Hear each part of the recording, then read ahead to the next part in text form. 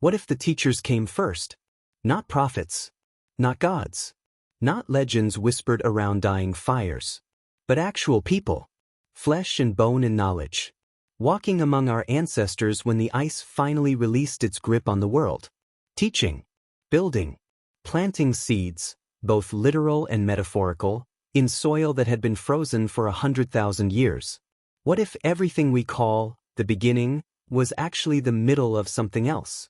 Before we go deeper into this, if you're the kind of person who finds themselves drawn to history that doesn't quite fit, to questions that linger in the spaces between archaeological layers, go ahead and subscribe.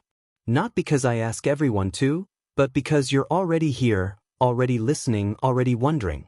And if this resonates, if you feel that pull toward the mysteries that sleep between myth and evidence, leave a like. Tell me in the comments where you're listening from tonight. Because this journey, this remembering, it's something we're doing together. The Pleistocene epoch ended approximately 11,700 years ago. That date matters. Write it down. Hold it in your mind. Because everything we're taught about civilization, about humanity's great leap forward, pivots on what happened immediately after that ice retreated. The Orthodox timeline tells us that agriculture began around 10,000 BCE in the Fertile Crescent, that the first cities rose in Mesopotamia around 400 BC, that writing emerged shortly after, that before all this, we were scattered bands of hunter-gatherers, living hand-to-mouth, season to season, with no time for art, no energy for monuments, no capacity for the kind of organized thinking that builds temples or tracks the stars. It's a tidy narrative. Linear, progressive, comfortable. And yet, there are places on this planet where something doesn't align with that story. Places where the stones whisper a different timeline. Where the soil contains evidence of agriculture that shouldn't exist yet. Where architectural sophistication appears fully formed, without the expected centuries of experimentation and failure that should precede mastery. Consider Göbekli Tepe in southeastern Turkey. Discovered in 1963, but not excavated until 1995. When archaeologists finally began to dig, they uncovered something that violated every assumption about Neolithic humans. Massive stone pillars, some weighing up to 20 tons, carved with intricate reliefs of animals, foxes, lions, scorpions, vultures, arranged in circular patterns, precisely aligned, built with tools that supposedly didn't exist yet. The site dates to approximately 9,600 BCE. Let that settle in your mind. 9,600 BCE. That's 11,600 years ago. That's 6,000 years before Stonehenge. 4,000 years before the Egyptian pyramids. This is humanity's oldest known megalithic site, and it wasn't a simple structure. It was sophisticated, intentional, the work of people who understood geometry, who could organize labor, who had a cosmology complex enough to warrant such monuments. And here's what troubles the Orthodox timeline. There's no precedent for Göbekli Tepe. No simpler versions discovered nearby. No archaeological evidence of people slowly figuring out how to move massive stones, how to carve them, how to arrange them in astronomically significant patterns. It appears fully formed, as if the knowledge was already there. But that's just one site. Perhaps an anomaly. Perhaps we simply haven't found the earlier, simpler versions yet.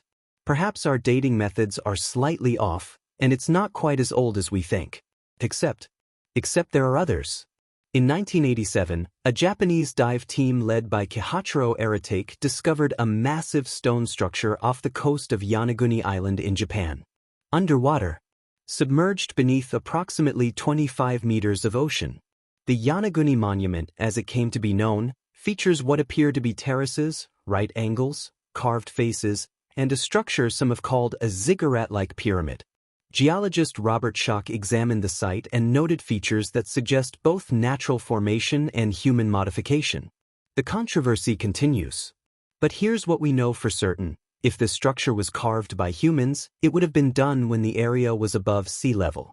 Based on sea level rise following the last glacial period, that would place any human activity at the site before approximately 10,000 BC.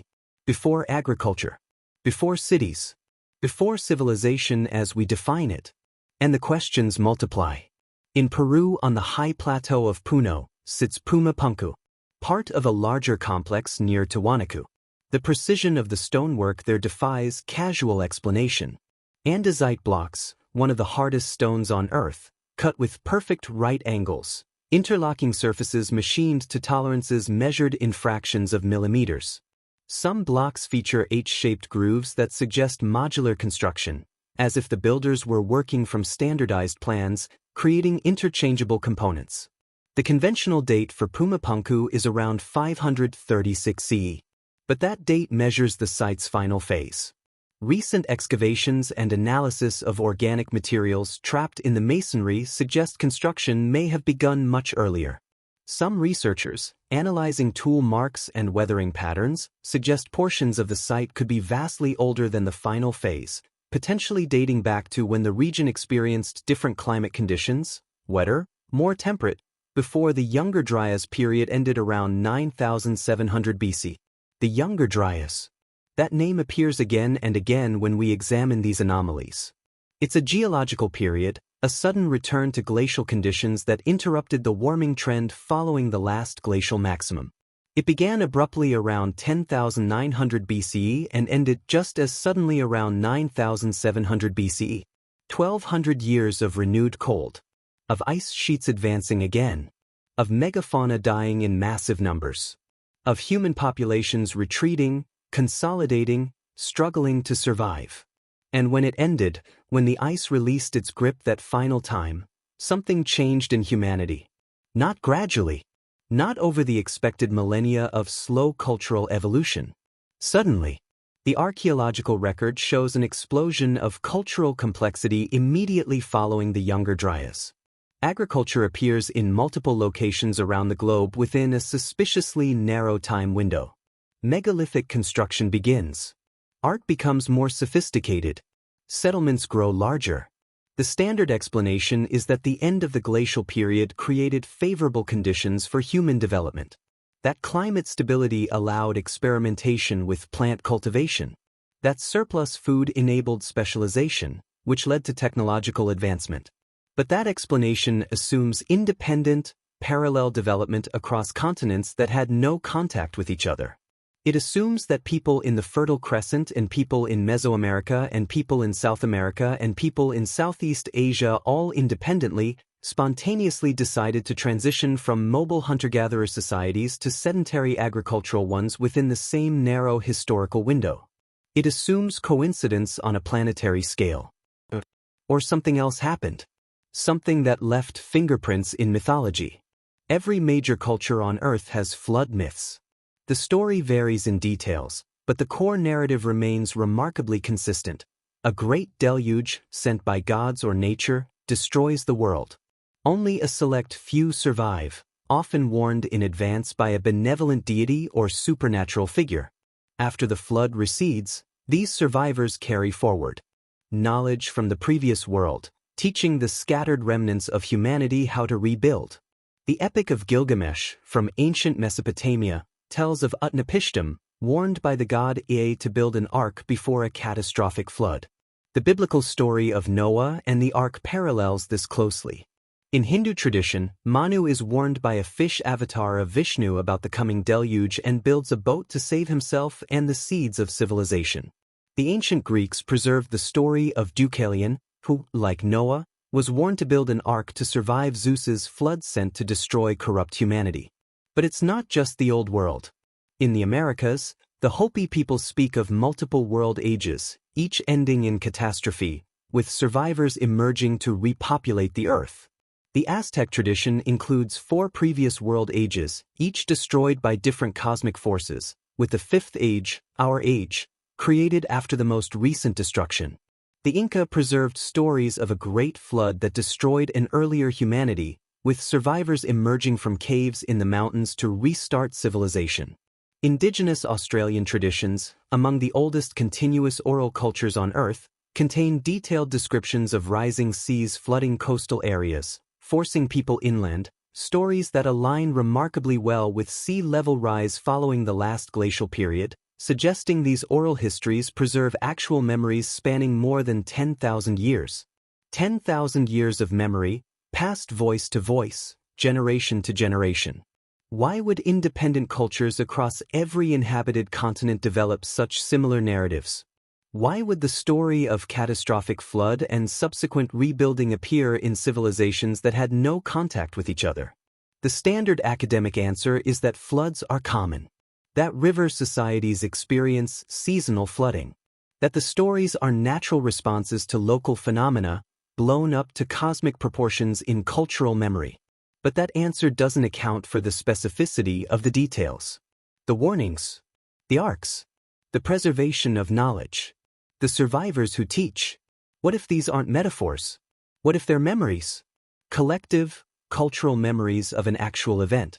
A planetary catastrophe that occurred at the end of the Younger Dryas. Something that caused rapid sea level rise, massive flooding, climate disruption on a scale that would imprint itself in human consciousness for thousands of years.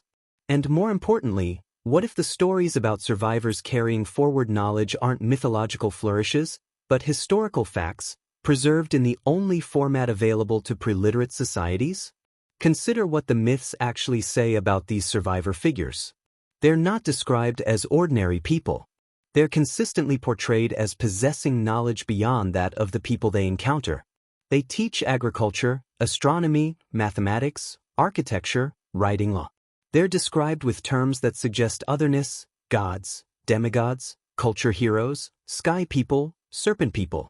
In Mesopotamian tradition, the Apko, 7 sages who came from the sea, taught humanity the arts of civilization before the flood. After the deluge, they returned to help rebuild. They're depicted in Sumerian art as humanoid figures, sometimes with the heads of fish, wearing long robes, interpreted by most scholars as priestly garments.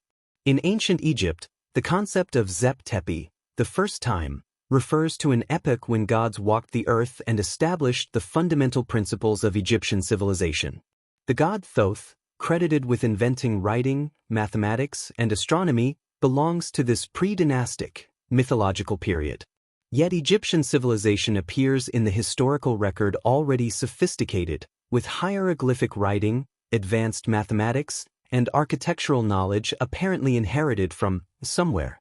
In Mesoamerica, Quetzalcoatl, the feathered serpent, appears in the mythology of multiple cultures. The Maya knew him as Kukulkan, the Aztecs as Quetzalcoatl, the Kitsch, Maya as Cucumatz. The descriptions are remarkably consistent. A bearded figure, often light-skinned, who arrived from across the sea, taught agriculture, astronomy, and ethics, then departed with a promise to return. He's credited with teaching the calendar, with introducing maize cultivation, with establishing the principles of law and governance.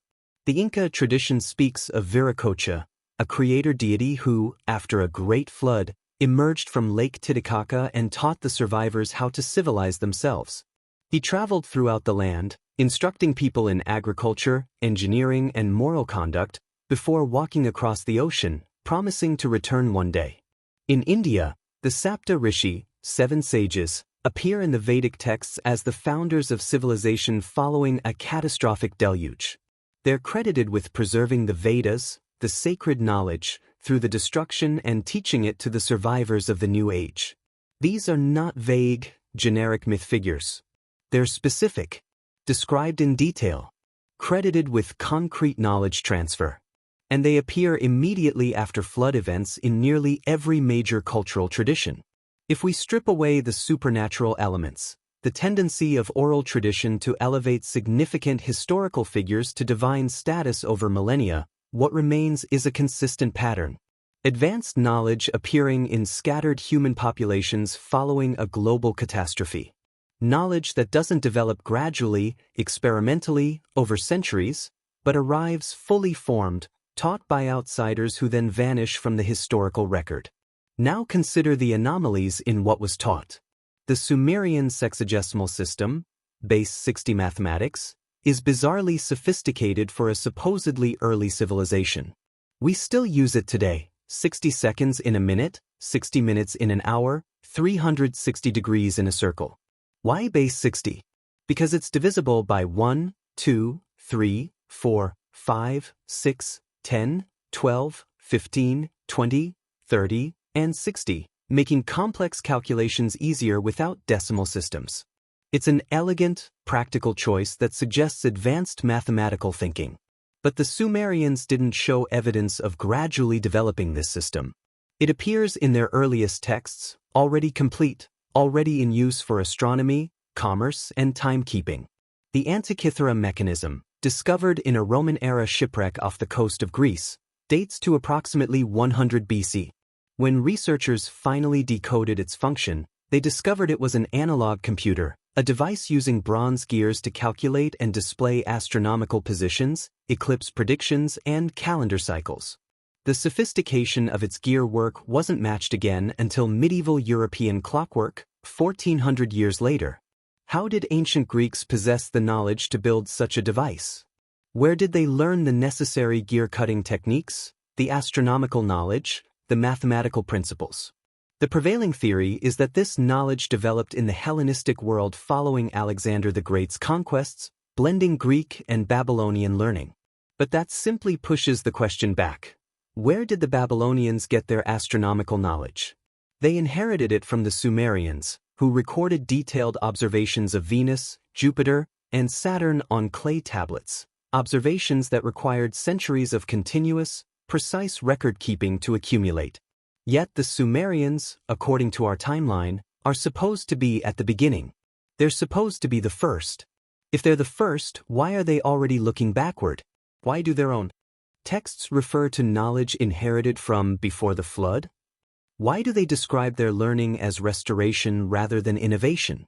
The Sumerian king list, that strange cuneiform document we examined before, doesn't just record impossibly long reigns before the flood.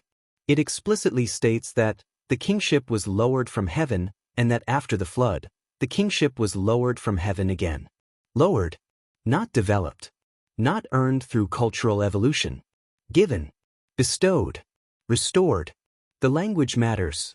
The Sumerians themselves, at the very dawn of written history, are telling us they're not the beginning, they're the continuation. But the continuation of what?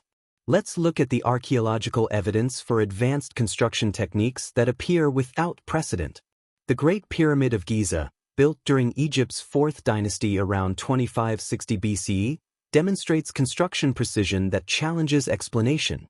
The base of the pyramid is level to within 2.1 centimeters across its 230-meter length.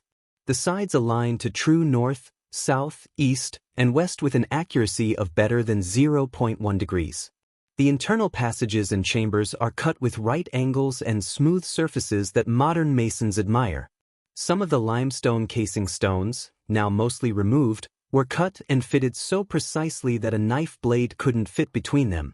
This level of precision appears in the 4th dynasty with no evident developmental period. There are earlier pyramids, the Step Pyramid of Djoser, for instance, from about 2670 BC. But the leap in sophistication from Djoser's pyramid to Khufu's Great Pyramid is enormous. It's not a gradual refinement. It's as if someone suddenly understood the mathematics and engineering at a completely different level. And then, strangely, the quality declined. 5th and 6th dynasty pyramids are smaller, less precise, built with inferior techniques. As if the knowledge that created the Great Pyramid was partially lost, not yet developed. In Peru, the stonework at Sacsayhuaman, overlooking Cusco, displays similar anomalies. Massive andesite blocks, some weighing more than 120 tons, fitted together with such precision that, again, a knife blade can't penetrate the joints. No mortar. Just stone against stone, with surfaces ground to conform to each other in 3 dimensions. Not just flat faces, but complex, interlocking shapes. The Inca built Sacsayhuaman, we're told. But when the Spanish conquistadors asked the Inca about these walls, the Inca themselves said they didn't build them. They said the structures were there before their empire, built by an earlier people, using knowledge that had been lost. On Easter Island, the Moai, those haunting stone figures staring inland from their coastal platforms, were carved and transported by the Rapa Nui people. We know this from their oral traditions and from the archaeological evidence of quarries and transportation routes. But when researchers asked the modern Rapa Nui how their ancestors moved stones weighing up to 80 tons across the island, the answer was consistent. they walked. Not literal walking, of course, but the certainty in the oral tradition that the ancestors possessed knowledge, now lost, that made the seemingly impossible routine. Thor Heyerdahl, the Norwegian explorer, documented in the 1950s that when he asked the Easter Islanders to demonstrate how the moai were carved and moved, they initially refused, saying the knowledge was lost. Only after persistent inquiry did a few elders attempt to recreate the techniques, partially successfully. The implication, within just a few centuries, crucial knowledge had faded from their cultural memory. Now imagine that process over 10,000 years. Knowledge eroding, generation by generation, until only fragments remain. Fragments that look like primitive superstition to modern eyes, but which might preserve echoes of practical techniques we've forgotten. The legend of the Vimana in ancient Sanskrit texts describes flying vehicles used by gods and heroes. Modern readers dismiss these as pure fantasy. But some researchers have noted that the descriptions include specific technical details, materials, propulsion methods, even instructions for pilots. The Vaimanika Shastra, a controversial text allegedly channeled from ancient sources in the early 20th century, provides elaborate technical specifications.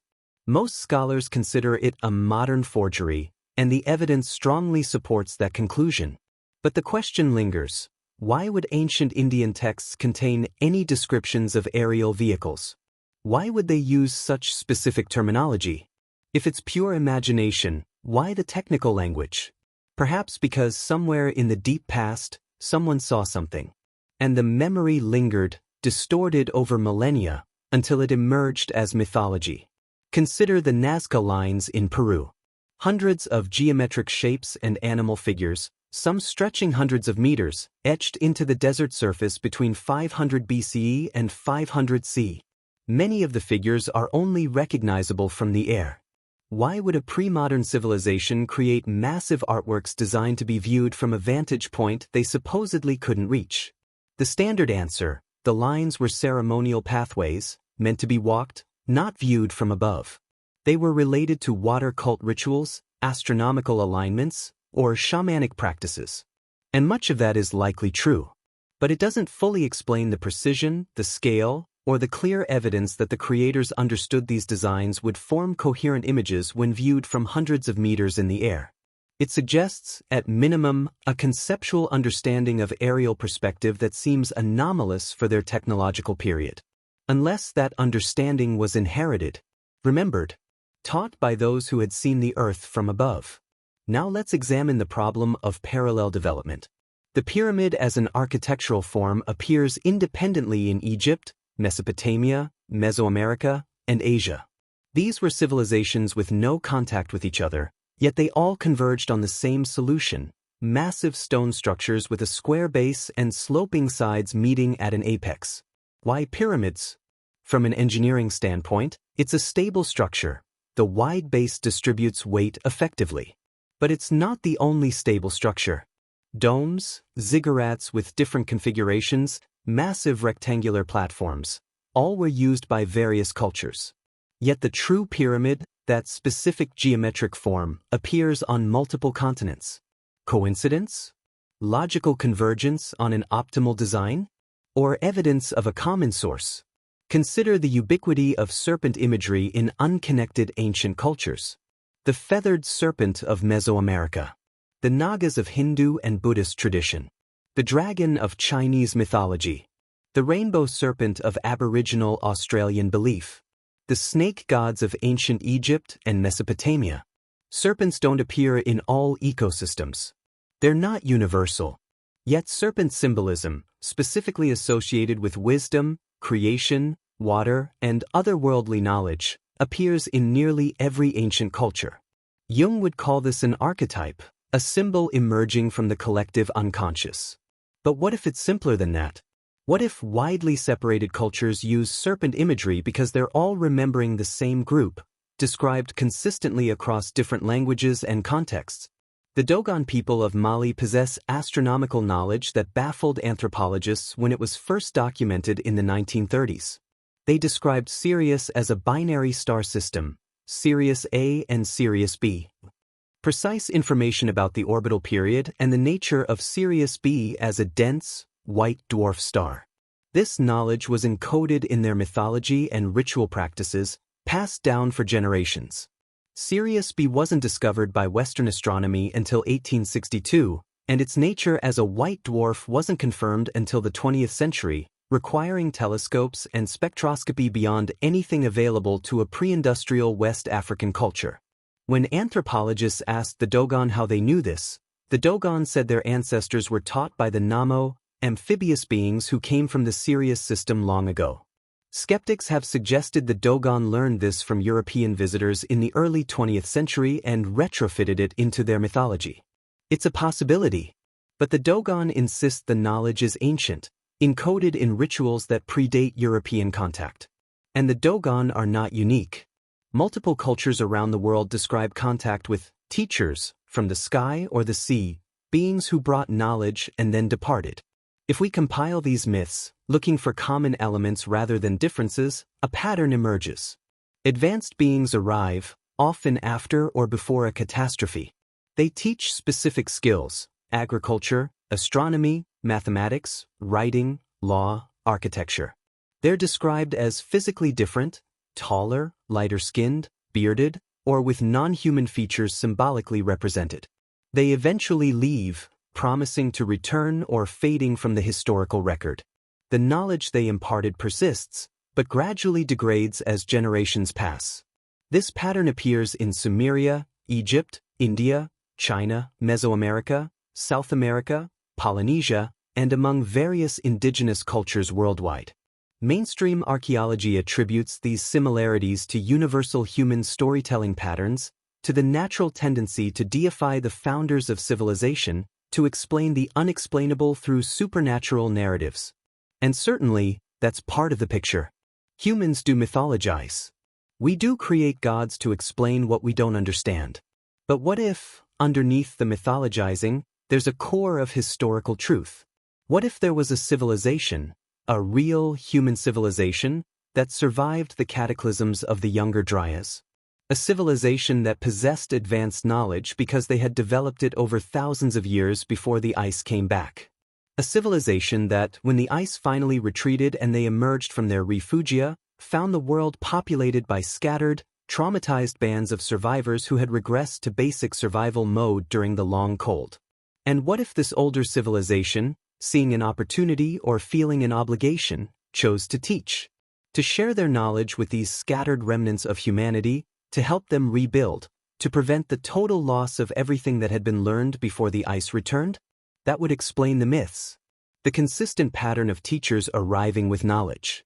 The descriptions of them as others, because they would have been other, culturally and perhaps physically distinct from the populations they encountered, populations who had spent 1,200 years in survival mode while this older civilization maintained continuity somewhere else.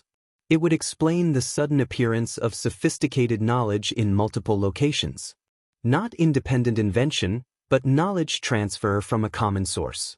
It would explain the pyramid forms, the serpent symbolism, the flood myths, the astronomical knowledge, the mathematical sophistication that appears too early and too complete.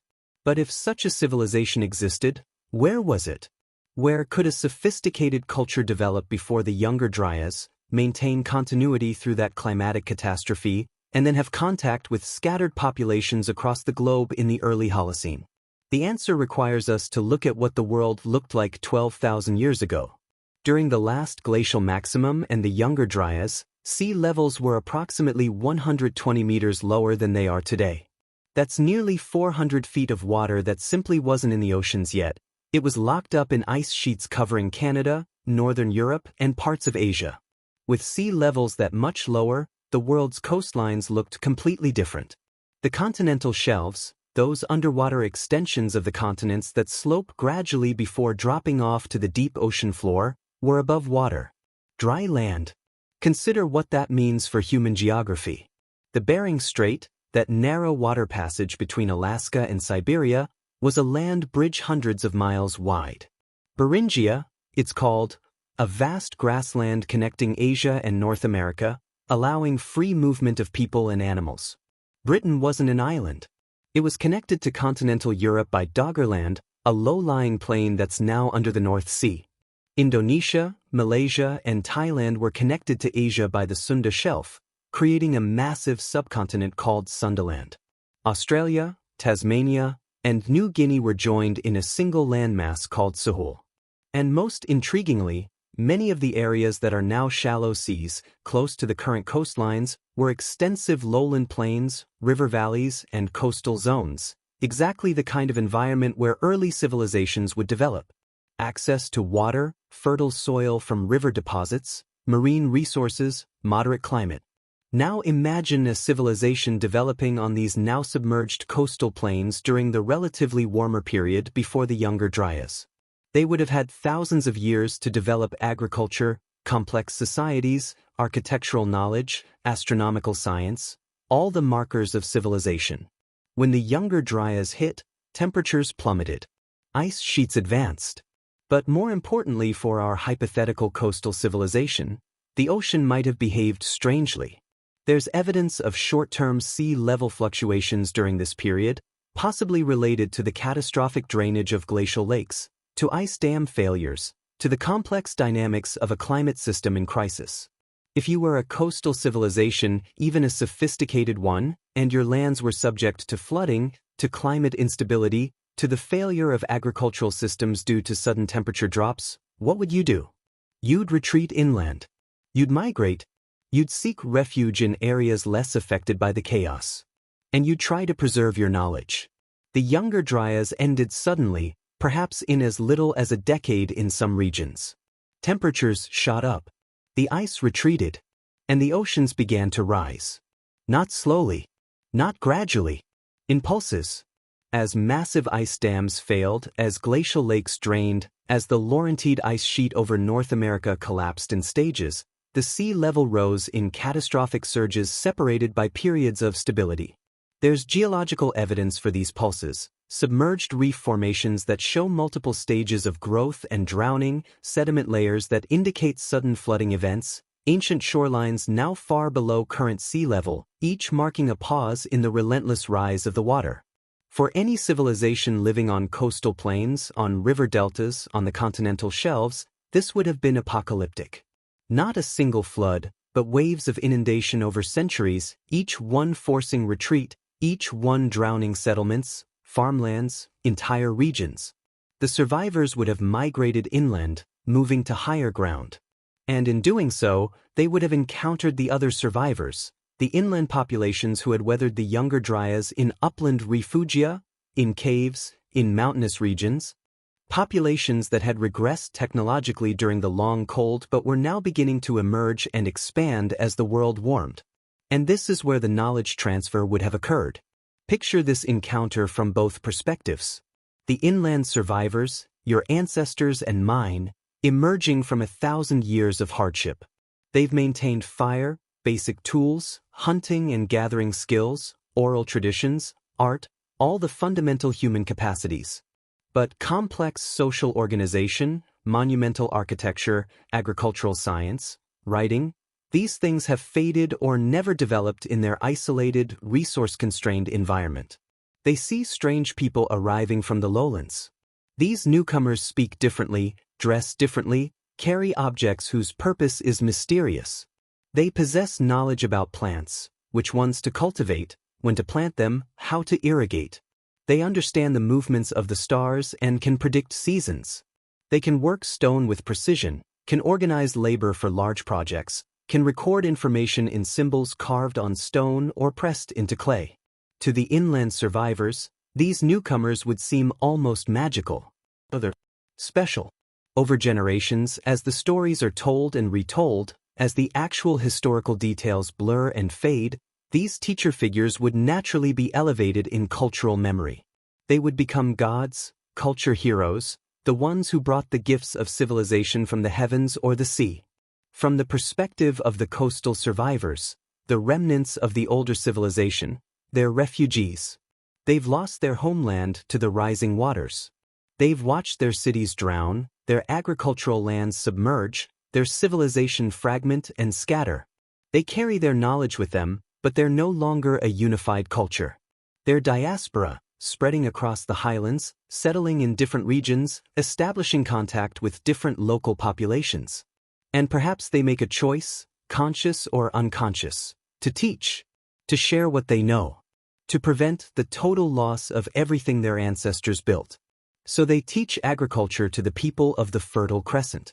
They share astronomical knowledge that becomes encoded in Sumerian mathematics.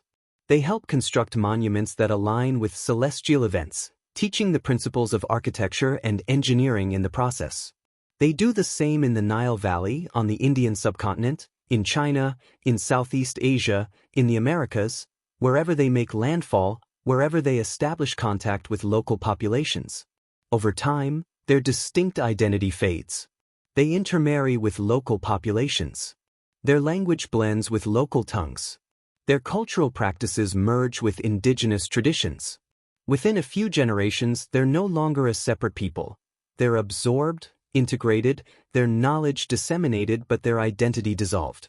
What remains is the knowledge itself, and the fading memory of where it came from. This scenario, a diaspora of a drowned coastal civilization bringing knowledge to scattered inland populations in the early Holocene, fits the evidence better than pure coincidence or independent invention. It explains the timing, why civilization appears suddenly across multiple continents, immediately following the Younger Dryas and the subsequent sea level rise. It explains the similarities, why we see common architectural forms, shared mythological motifs, parallel mathematical systems, similar agricultural practices emerging in supposedly isolated cultures. It explains the myths, why nearly every culture has stories of teachers arriving from the sea or sky after a great flood, bringing knowledge and then vanishing. It explains the anomalies, why the earliest civilizations sometimes display more sophistication than their supposed developmental stage would predict, and why quality sometimes declines in later periods as the inherited knowledge is imperfectly understood or partially forgotten. But if we accept this hypothesis, even tentatively, we must ask, where is the physical evidence? Where are the ruins of this precursor civilization? The answer is underwater. Approximately 27 million square kilometers of land, an area roughly the size of Africa, was submerged when the ice melted and sea levels rose 120 meters. That's 27 million square kilometers of potential settlement area that we have barely explored. Marine archaeology is expensive, time-consuming, and technologically challenging. Most of the effort has focused on shipwrecks and classical-era ports, not on searching the continental shelves for evidence of pre-Holocene habitation. But in the limited areas where researchers have looked, they've found tantalizing hints. In 2001, using sonar scanning, researchers discovered geometric structures on the seafloor in the Gulf of Khambhat, off the coast of India, at a depth of approximately 40 meters. The sonar images showed what appeared to be rectilinear foundations, grid-like city planning, and massive stone structures. Artifacts dredged from the site included pottery, beads, and pieces of worked wood that, when carbon-dated, returned ages of 8,500 to 9,500 years old. The findings remain controversial. Many archaeologists argue that the sonar images show natural formations, that the artifacts could have been transported there by currents, that the carbon dating might reflect the age of the materials rather than the structures themselves. But controversy means the question is open. It means we don't know for certain. In the 1960s, and again in more detailed surveys in the 1990s, researchers exploring the waters near the Bahamas discovered the Bimini Road, a linear arrangement of rectangular limestone blocks stretching for nearly half a mile along the seafloor. Some researchers argue it's a constructed feature, a pier or road from a period when the area was above water. Skeptics contend it's a natural formation, beach rock that fractured along natural plains to create the block-like appearance. Again, controversy, uncertainty, but also a reminder that our shallow seas are not empty. They contain features that provoke debate, that challenge our assumptions about where and when humans built things. Offshore from Yonaguni, we already discussed the monument, those underwater terraces and right angles that might be natural, might be modified, or might be entirely carved by human hands thousands of years before Japan's historically recognized civilizations. in the Mediterranean, in the Atlantic, in the Indian Ocean, in the seas around Southeast Asia. Wherever researchers have conducted systematic underwater surveys, they've occasionally discovered anomalies. Sonar contacts that suggest geometry. Stone arrangements that provoke questions. Artifacts in contexts that don't quite fit the established timeline. None of this is conclusive. None of it proves the existence of a lost civilization. But it suggests something important. We haven't looked everywhere. The absence of evidence is not evidence of absence when we've barely begun to search the 27 million square kilometers of land that drowned. Let's turn to another form of evidence, genetics. Human population genetics has revolutionized our understanding of ancient migrations, contacts, and cultural exchanges. By analyzing DNA from modern populations and from ancient remains, researchers can trace lineages, identify admixture events, and even pinpoint when different populations separated and reconnected. The picture that emerges is complex. It shows humanity as a dynamic, mobile, interconnected species, not isolated. Groups developing in parallel, but populations constantly mixing, migrating, exchanging genes, and, presumably, knowledge. One of the most intriguing findings is the evidence of what geneticists call ghost populations, ancestral groups whose DNA signature appears in modern populations but for which we have no direct archaeological evidence. These ghost populations interbred with known groups at some point in the past, contributing genetic material, and then either died out, were absorbed, or migrated elsewhere, leaving no trace except in the genomes they left behind. The most famous example is the Denisovans. We have exactly one well-preserved Denisovan fossil, a finger bone from Denisova cave in Siberia, plus a few teeth and bone fragments. Yet genetic analysis reveals that Denisovans once lived across a vast range of Asia and interbred with modern humans, contributing DNA that persists in Melanesian, Australian Aboriginal, and Southeast Asian populations today. From a handful of bone fragments, we've reconstructed the existence of an entire human lineage that was unknown until 2010. What else might we be missing? Recent genetic studies of Native American populations have revealed unexpected admixture events, traces of genetic material that don't fit the simple, crossed the Bering Land Bridge 15,000 years ago model. Some populations carry genetic markers that suggest contact with peoples from Oceania, from Europe, or from other sources not accounted for in the standard migration models. These findings are controversial, hotly debated, and often tentative. But they consistently point in the same direction. Human population history is more complex, more interconnected, more dynamic than the tidy continental isolation models suggest. If there was a maritime-adapted population during the late Pleistocene, a coastal civilization spread across the now-submerged continental shelves, their genetic signature might well appear in modern populations as trace admixture, ghost lineages, unexplained connections between geographically distant groups. We might not be able to identify them as a distinct population, especially if they were absorbed into larger groups during the Holocene. But their genetic legacy could persist as subtle signals in the DNA of their descendants. Now consider language. Linguists have long noted that reconstructing proto-languages, the ancestral tongues from which modern language families descend, becomes increasingly difficult the farther back you go. But some linguists have attempted to identify deeper relationships, proposing superfamilies that might link languages we currently consider unrelated. The proto-human language hypothesis, the idea that all human languages might ultimately descend from a single ancestral tongue spoken in Africa before the Great Migrations, is speculative but not unreasonable given human genetic origins. But here's something curious. Certain words appear in languages across different families, in contexts that suggest they might be very ancient borrowings or remnants of older linguistic layers. The word for dog, for instance, shows surprising similarities across unrelated language families. The mathematical term dozen, meaning 12, might relate to very old base 12 counting systems that appear in various cultures. Names for celestial bodies sometimes show unexpected parallels. These could be coincidences, false cognates that emerged independently, or they could be linguistic fossils, words that were shared during contact events so ancient that the languages have otherwise diverged beyond recognition. If a technologically advanced population made contact with multiple scattered groups in the early Holocene, they would have left linguistic traces, loan words, borrowed technical terms, names for new concepts they introduced.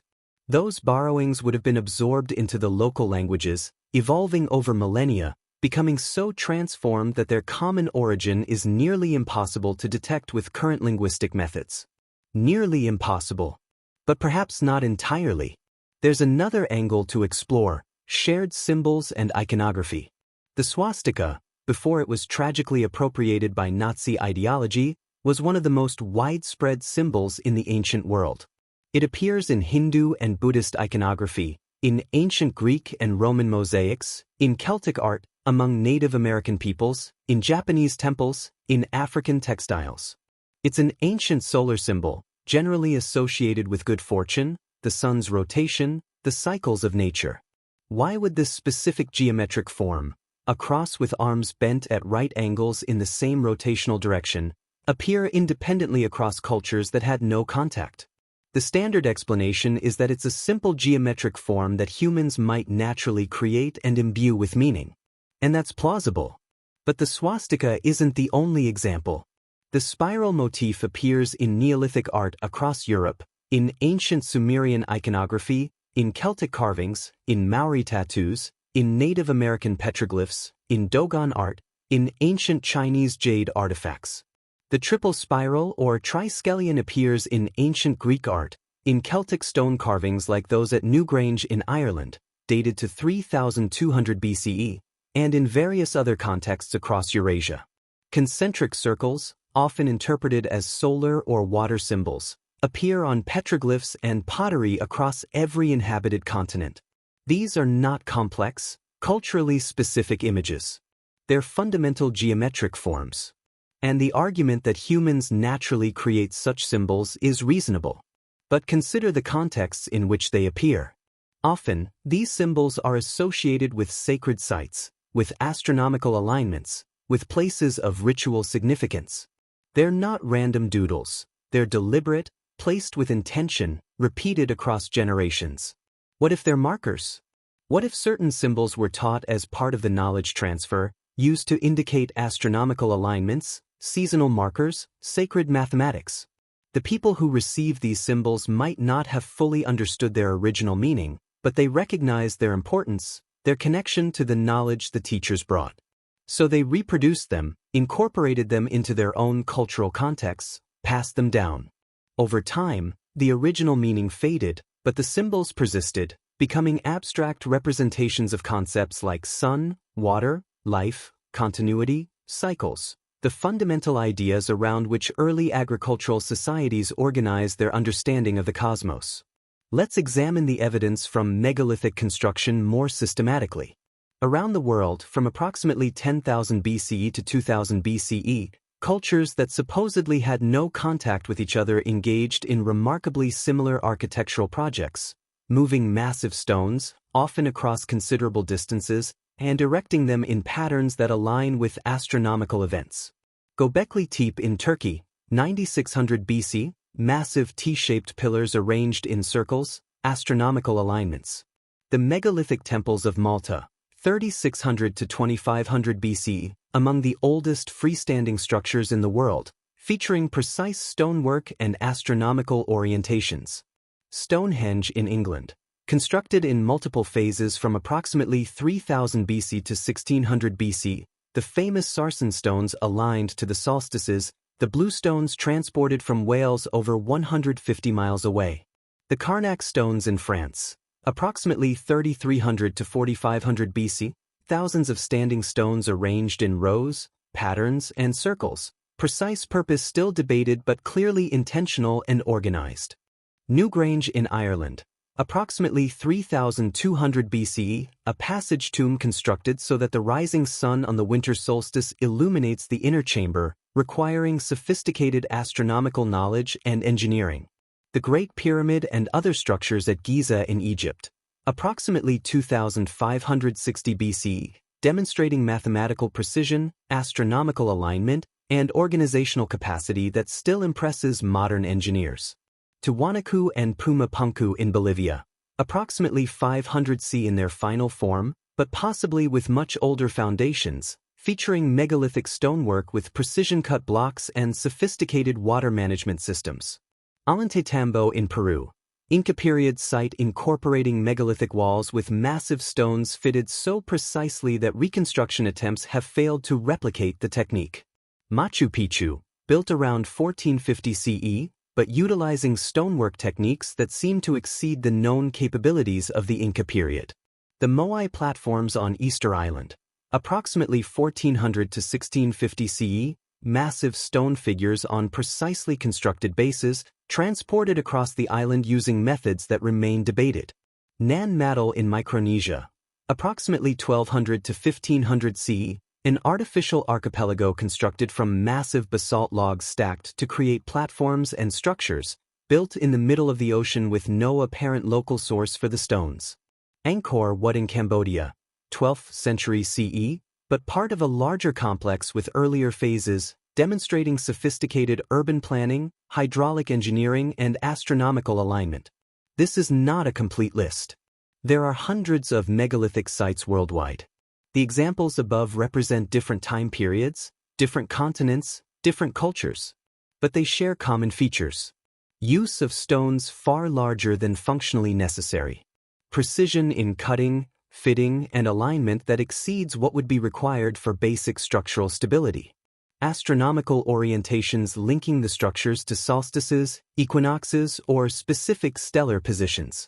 Evidence of sophisticated planning and organizational capacity. Often, oral traditions suggesting the knowledge was inherited or taught rather than developed locally.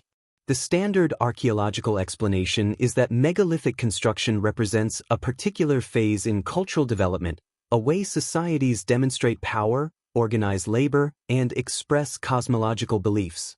That's undoubtedly part of the truth. But it doesn't fully explain the similarities in technique across cultures that had no contact. Why did cultures around the world independently decide that the way to honor their gods or mark astronomical events was to move impossibly heavy stones and arrange them with precision? If megalithic construction is simply a natural phase of cultural development, we should see more variation. We should see some cultures building with wood, others with brick, others piling up earthen mounds, others constructing monuments from smaller, more manageable stones. And we do see some of that variation. But the specific phenomenon of megalithic construction, massive stones, precise fitting, astronomical alignment, appears with suspicious consistency. What if the similarity isn't coincidence or convergent evolution, but evidence of transmission? What if the idea of megalithic construction as a way to mark astronomical events and encode knowledge was taught, demonstrated, spread by the same diaspora population we've been discussing? Consider what a megalithic monument actually accomplishes. It's permanent. Stone lasts. Even if a culture collapses, even if the language is lost, even if the oral traditions fade, the stones remain. Future generations, future cultures, can observe them, can rediscover their astronomical alignments, can use them to relearn the cycles of the sun and stars.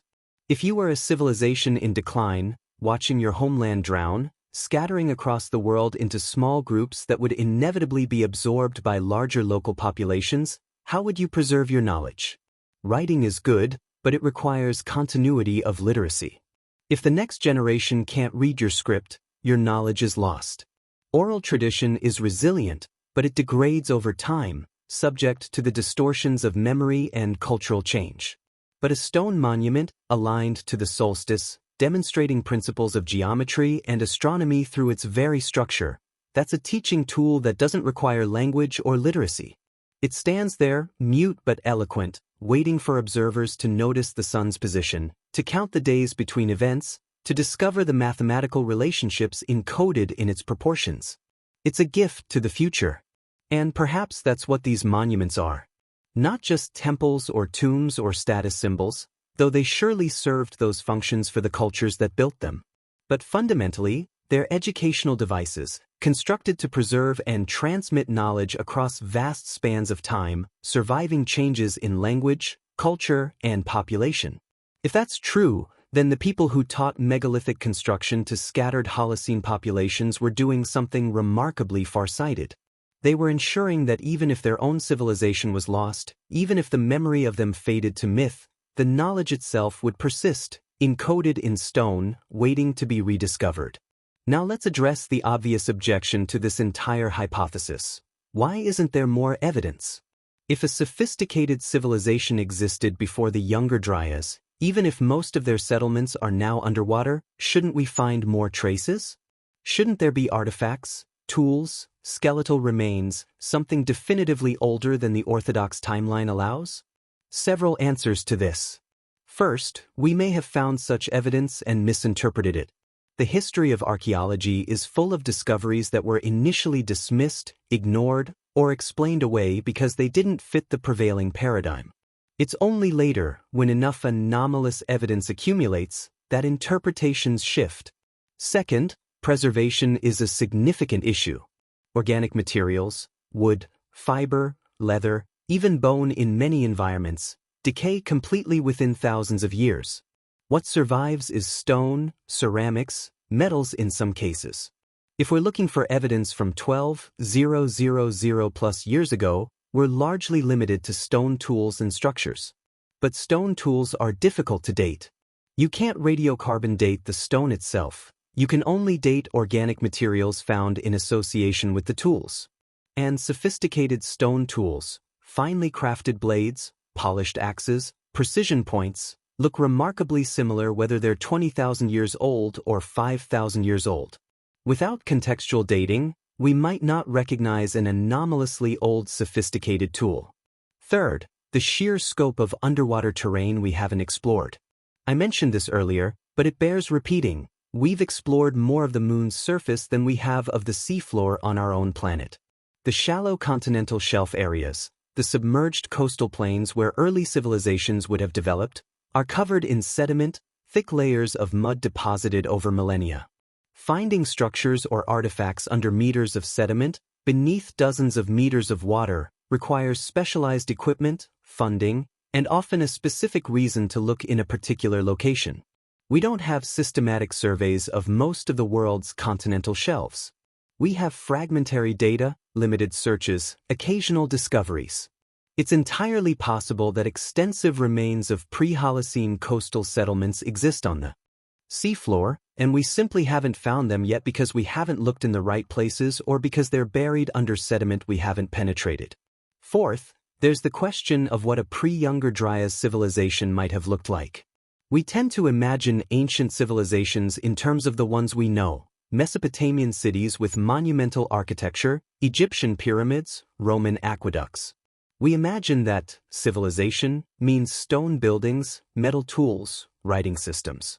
But what if the civilization we're looking for didn't build with stone, at least not in their earlier phases? What if they built with wood, with earth, with materials that decay? Wooden structures, no matter how sophisticated, leave almost no trace after thousands of years unless they're preserved in very specific conditions: waterlogged, frozen, desiccated. A city built entirely of wood, engulfed by rising seas 11,000 years ago, would leave virtually no evidence on the seafloor today. The wood would rot, the site would be covered in sediment, and without already knowing it was there, you'd never find it. Consider the sophistication of the Neolithic Japanese culture that produced the Jomon period sites. For thousands of years, from approximately 14,000 BCE to 300 BCE, the Jomon people created pottery of astonishing artistry, built sophisticated settlements, engaged in complex ritual practices. Yet they didn't build monumental stone architecture. They didn't smelt metals for most of their history. They didn't develop writing. If we only had their stone tools, and not the favorable preservation conditions that saved their pottery and village sites, we might not recognize them as the sophisticated culture they clearly were. The hypothetical pre-Younger Dryas civilization might have been similar. Sophisticated in knowledge, astronomy, mathematics, agriculture, navigation, without necessarily leaving the kind of durable architectural signature we associate with advanced civilizations. They might have been a maritime culture, masters of boat building and navigation, which would explain how their knowledge dispersed globally. Boats, even sophisticated ones, don't survive millennia. They decay, sink, vanish. So the absence of abundant physical evidence isn't necessarily fatal to the hypothesis. It's what we'd expect for a coastal, possibly wood-building maritime culture that was submerged 11,000 years ago. But there's another form of evidence we haven't fully explored: astronomical knowledge encoded in ancient structures and texts. The precision with which ancient cultures tracked celestial cycles often exceeds what would be necessary for basic agricultural calendars or religious festivals. It suggests either very long periods of continuous observation or the inheritance of knowledge accumulated over such periods. The Mayan long count calendar, for instance, tracks cycles stretching over 5,125 years. Its starting point, marked as 0.0.0.0.0 in their notation, corresponds to August 11, 3114 BCE in our calendar. Why that specific date? What significance did it hold? And how did the Maya develop a calendar system of such sophistication? The standard explanation is that the Maya developed their calendar through centuries of astronomical observation and mathematical refinement, and that the starting date represents a mythological creation event rather than a historical marker. But some researchers have noted that the Mayan calendar's level of precision, particularly in tracking Venus cycles and eclipse patterns, suggests knowledge that would require many centuries, perhaps millennia, of continuous observation and record-keeping to accumulate. If the Maya inherited some of this knowledge from earlier cultures that were themselves inheritors of older traditions, the sophistication becomes more understandable. The Vedic texts of ancient India contain astronomical references that some scholars argue are much older than the texts themselves, describing celestial configurations that, if calculated backwards, point to dates between 4000 BCE and 7000 BC. The precession of the equinoxes, the slow wobble of Earth's axis that causes the position of the stars to shift over thousands of years, is understood and referenced in some interpretations of these ancient texts. Knowledge of precession requires either very long periods of careful observation or the inheritance of records spanning thousands of years. The conventional history of Indian civilization doesn't provide that kind of continuity, suggesting either that the astronomical references in the Vedas are symbolic rather than literal, or that they encode knowledge much older than the texts themselves. The Egyptian calendar, with its 365-day year, was remarkably accurate for its time. But more intriguingly, the layout of the Giza pyramids has been argued by some researchers to mirror the position of the stars in Orion's belt, not as they appeared when the pyramids were built around 2560 BCE, but as they would have appeared around 10,500 BCE due to precession. This correlation, popularized by Robert Bauval in the Orion correlation theory, remains controversial. Many Egyptologists dispute the alignment or argue that it's coincidental. But the theory raises an interesting question. If the Egyptians were encoding astronomical knowledge in their monuments, how far back were they looking? What were they trying to preserve or commemorate? There's also the puzzle of the Sphinx. Geologist Robert Schoch has argued, based on weathering patterns on the Sphinx enclosure, that the structure might be thousands of years older than conventionally dated, possibly carved during a wetter climate period that would place it before the Sahara became a desert. His analysis suggests water erosion rather than wind erosion, which would require sustained rainfall of the sort the region hasn't experienced since before the Younger Dryas. This claim is hotly disputed by Egyptologists, who point to inscriptions, archaeological context, and stylistic analysis that place the Sphinx firmly in the 4th dynasty, contemporary with the pyramids. But the debate itself is significant. It shows that even well-studied monuments can harbor mysteries, that our dating and interpretation methods aren't infallible, that legitimate scientific questions remain about the origins of structures we thought we understood. Let me be clear. I'm not arguing that any single one of these controversial theories is definitively correct. The underwater structures off India might be natural. The Sphinx might be exactly as old as mainstream Egyptology claims.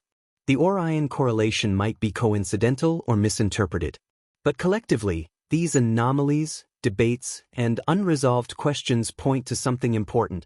Our understanding of human prehistory is incomplete. There are gaps in our knowledge. There are structures we can't fully explain. There are myths that might contain historical cores we've dismissed as fantasy. And when we compile all of this, the flood myths, the teacher figures, the sudden appearance of civilization, the megalithic construction, the astronomical knowledge, the genetic ghost populations, the submerged coastal plains, a picture begins to emerge. Not a definitive picture, not proof, but a hypothesis that deserves serious consideration. The hypothesis is this: a human civilization, maritime and sophisticated, developed on the coastal plains and continental shelves during the milder periods before and during the last glacial maximum. This wasn't a global empire, more likely a network of related cultures, sharing knowledge and genetic heritage, adapted to coastal and marine environments. When the Younger Dryas struck, bringing 1,200 years of renewed glaciation and climate chaos, this civilization faced catastrophic challenges. Sea levels fluctuated. Coastlines changed. Agricultural systems failed. Populations fragmented. Some communities may have been destroyed entirely. Others retreated inland, migrating to upland regions where they could survive but couldn't maintain the full complexity of their coastal culture. A few centers may have maintained continuity, preserving crucial knowledge through the long cold, waiting for the climate to stabilize. When the Younger Dryas ended and temperatures warmed rapidly, the ice sheets melted in pulses, causing sea levels to rise in catastrophic surges. The coastal plains, the river deltas, the shelf areas where this civilization had thrived, all drowned. Cities, farmlands, entire cultural landscapes submerged beneath meters of rising ocean. The survivors, scattered across the highlands and inland regions, found themselves in a world that had changed. Their homeland was gone, drowned beneath the waves. Their population was fractured, no longer able to maintain the complex social structures of the pre-flood period. But they still had knowledge. Astronomy, agriculture, mathematics, navigation, construction techniques, the organization of labor for large projects. And they encountered populations of inland survivors, people who had never lived on the coasts, who had weathered the Younger Dryas in caves and upland refugia, who were beginning to expand now that the climate was favorable again. The coastal refugees, our hypothetical teachers, shared their knowledge with these populations. Perhaps out of altruism, perhaps out of necessity for survival in a world where they were now the minority. They taught the fundamentals of agriculture, sharing seeds and techniques. They taught astronomical observation, showing how to track the seasons and predict climatic cycles. They helped construct monuments that encoded this knowledge in durable form, ensuring it wouldn't be entirely lost even as their own distinct culture dissolved into the larger populations. Over generations, the refugees were absorbed. Their genetic signature diluted into larger gene pools. Their language blended with local tongues. Their cultural identity faded. What remained was the knowledge itself, and the myths, the fading memories of teachers who came from the sea, who brought the gifts of civilization, who then vanished into history.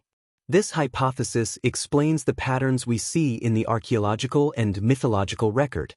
The sudden appearance of agriculture and complex societies. The spread of similar technologies and architectural styles across unconnected continents. The flood myths and teacher figures that appear in nearly every cultural tradition. The astronomical knowledge that seems too sophisticated for cultures supposedly at the beginning of their development. It doesn't require lost super technologies or ancient astronauts or mystical Atlantean crystals. It just requires humans, clever, adaptive, knowledge-accumulating humans, who developed civilization earlier than we thought, in places we haven't looked, and who shared their knowledge when their world drowned. This is not a fringe hypothesis. Or rather, it shouldn't be. It's based on the same principles and evidence types that archaeology uses for more recent periods. We know humans were capable of sophisticated behavior 40,000 years ago. We have the cave art to prove it. We know they had the cognitive capacity for language, symbolic thought, forward planning. Why is it so difficult to imagine that, given favorable conditions, some populations might have developed agricultural and architectural sophistication 15,000 or 20,000 years ago, during the warmer periods before the Younger Dryas? The main obstacle isn't evidence, it's paradigm. It's the deeply ingrained story of civilization as beginning in Mesopotamia around 4000 BCE, with everything before that being prehistory, primitive, simple. But paradigms shift. They shift when enough anomalous evidence accumulates that the old model can no longer accommodate the data without increasingly convoluted explanations. The discovery of Göbekli Tepe already forced a paradigm shift. Before its excavation, the consensus was that monumental architecture required settled agricultural societies, which came first, followed by the development of complex religion and the construction of temples. Göbekli Tepe reversed that sequence. It's a monumental religious site built by people who were apparently still mobile hunter-gatherers, or at most in transition to agriculture. The sophisticated symbolic content of the carvings, the organizational capacity required to move and erect those stones, the evidence of ritual feasting, all of this emerged before settled villages, before domesticated crops. The discovery forced archaeologists to reconsider the relationship between sedentism, agriculture, and complex society. It showed that the old linear model, first farming, then surplus, then complexity, was too simple. If Göbekli Tepe can overturn decades of archaeological consensus, what might we discover if we seriously searched the continental shelves? If we devoted resources to underwater archaeology in the regions that would have been prime habitation areas 15,000 years ago? We might find nothing. The hypothesis might be wrong. But we might find something that forces another, even larger paradigm shift. And that brings us to the question of motivation. Why does this matter? Why should we care whether there was a precursor civilization or not? Why does it matter if knowledge was shared or independently developed? It matters because it changes how we understand ourselves. If human civilization is merely 6,000 years old, we're infants in cosmic terms. We're a species that stumbled out of the caves yesterday and today holds nuclear weapons. We're brilliant but inexperienced, powerful but immature. But if human civilization is potentially 15,000 or 20,000 years old, if we've been through cycles of rise and collapse before, if we've built and lost and rebuilt, then we're a mature species with a long memory, even if that memory is fragmented and mythologized. It changes our sense of trajectory. Are we ascending toward ever greater heights, or are we recovering from a fall? Are we discovering new knowledge, or remembering old knowledge? It changes how we interpret our own mythologies. If the flood stories are memories of real events, what else in our myths might be historical? What other legends might preserve actual experiences of our ancestors? It changes how we think about knowledge preservation and loss. We live in an age of digital information, where the sum of human knowledge is supposedly at our fingertips. But digital data is fragile, dependent on infrastructure, on electrical grids, on maintenance of servers and systems. If our civilization faced a catastrophic disruption, how much of our knowledge would survive? How would we encode what matters most in forms that could outlast us? The megalithic builders might have understood this problem better than we do. There's another dimension to this that we haven't fully explored. The question of why the hypothetical precursor civilization disappeared, not just physically, drowned beneath the waves, but why their knowledge was only partially transmitted, why subsequent societies had to rediscover so much. If these teachers were real, if they spent generations sharing knowledge with scattered post-Younger Dryas populations, why didn't that knowledge take root more completely? Why did subsequent civilizations have to slowly redevelop mathematics, astronomy, architecture? Why was there such a long gap between, say, Göbekli Tepe in 9600 BCE and the rise of Mesopotamian cities around 4000 BC? Part of the answer is probably demographic. If the coastal civilization was relatively small in population, perhaps a few 100,000 people spread across the now submerged shelf areas, and they were absorbed into inland populations numbering in the millions, their genetic and cultural contribution would be diluted. Imagine a scenario where a few thousand refugees, carrying sophisticated knowledge, encounter a population of 100,000 people who have very different cultural practices and survival strategies adapted to their upland environment. Even if the refugees are respected, even if their knowledge is valued, it can only be transmitted as fast as the receiving population can absorb and apply it. And knowledge transfer isn't automatic. It requires not just teaching, but the social and economic conditions that make the knowledge useful and worth maintaining. Agricultural knowledge, for instance, requires settled life. If a population is still mobile, moving with seasonal resources, they can't apply intensive agricultural techniques. The knowledge might be taught, might even be remembered, but it won't be practiced until conditions favor sedentism. Astronomical knowledge requires leisure time, resources to build observatories or monuments, and a social structure that values such knowledge enough to support the specialists who maintain it. A population focused on immediate survival won't prioritize tracking the precession of the equinoxes. So the knowledge might have been shared, but only the portions immediately applicable would be adopted. The rest would be remembered imperfectly, transmitted as stories and myths, waiting for later generations to rediscover their practical significance. There's also the problem of specialization. In any complex society, knowledge is distributed. You don't need everyone to understand advanced mathematics, you need a few specialists who can perform calculations and teach apprentices. You don't need everyone to understand astronomy, you need a priestly class or astronomer caste that maintains the observations. If the coastal civilization was hierarchical, with specialized knowledge held by elites, and those elites died disproportionately during the catastrophes, drowned in the floods, killed during migrations, unable to survive in unfamiliar upland environments, the knowledge could be lost even if the general population survived.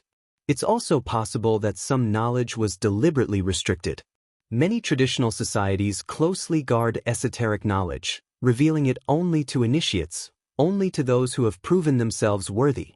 If the surviving coastal refugees maintained similar restrictions, they might have been unwilling to share everything, or might have required long apprenticeships that few inland people could commit to. Over time, as the original refugees died and their descendants became increasingly integrated into local cultures, the restricted knowledge would fade, remembered only in fragments, in ritual practices whose original meaning was forgotten. This pattern, knowledge preserved in ritual without understanding, is common in cultural transmission. We see it in religious practices worldwide, ceremonies performed precisely because this is how it's always been done, even when participants no longer know why it's done that way. The ritual itself becomes the memory, a placeholder preserving the form if not the content of ancient knowledge. Consider the Catholic Massachusetts. Its structure, language, and ritual objects preserve elements from the early Christian Church, which in turn borrowed from Jewish temple practices, which themselves echoed older Near Eastern religious patterns.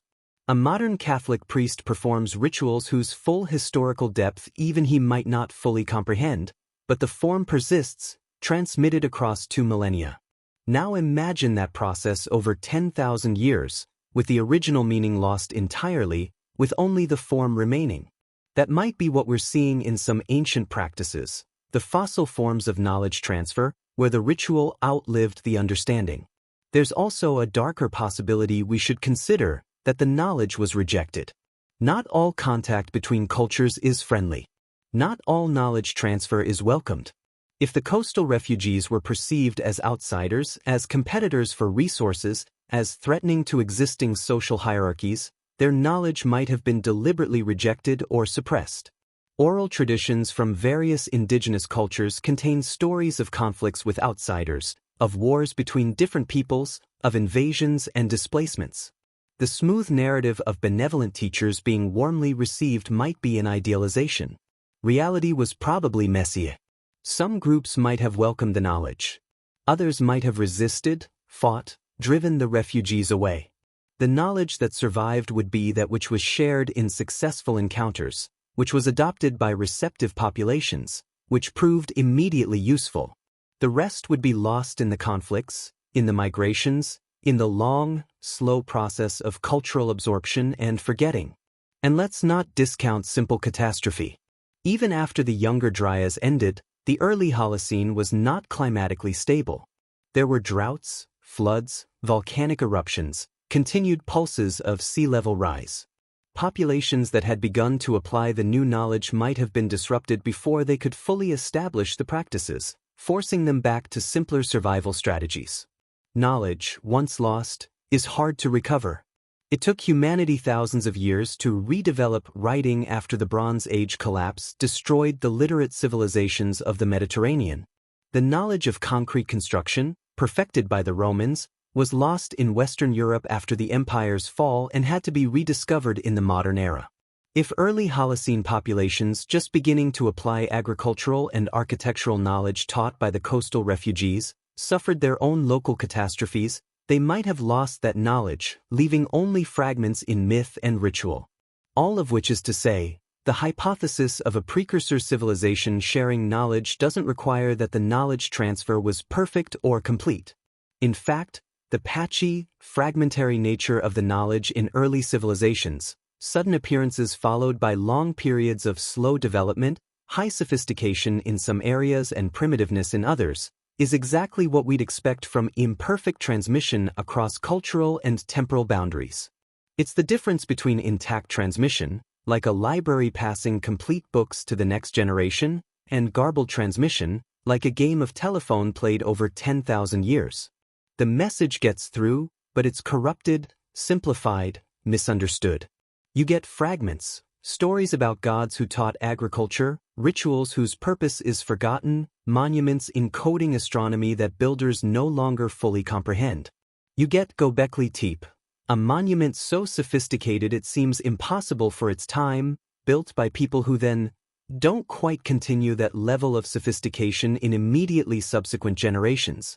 You get Sumerian mathematics, fully formed, elegant, appearing without evident precedent. You get myths that all tell the same story but in different languages, with different details, as if describing a real event from different perspectives, filtered through different cultural lenses. You get us, here, now, looking back across the distance of millennia, trying to reconstruct what happened, knowing something is missing from the story but not quite able to prove what. Let's talk about some specific mythological accounts that might preserve memories of this knowledge transfer, examining them with a more literal interpretation than usually applied. The Mesopotamian Apko, which I mentioned earlier, are described in Sumerian and Babylonian texts as 7 sages who emerged from the sea before the flood. They're credited with teaching humanity the principles of civilization, agriculture, writing, law, temple construction, ritual practice. Berossus, a Babylonian priest writing in Greek in the 3rd century BCE, provides detailed descriptions. He names the first Apkallu as Oannes, describing him as amphibious, a creature with the head and body of a fish but with human features, who could speak. Each day, Oannes would emerge from the sea to teach, and each night would return to the water. Modern scholars interpret this as purely mythological, possibly representing a priestly caste that wore fish-scale cloaks as ritual garments.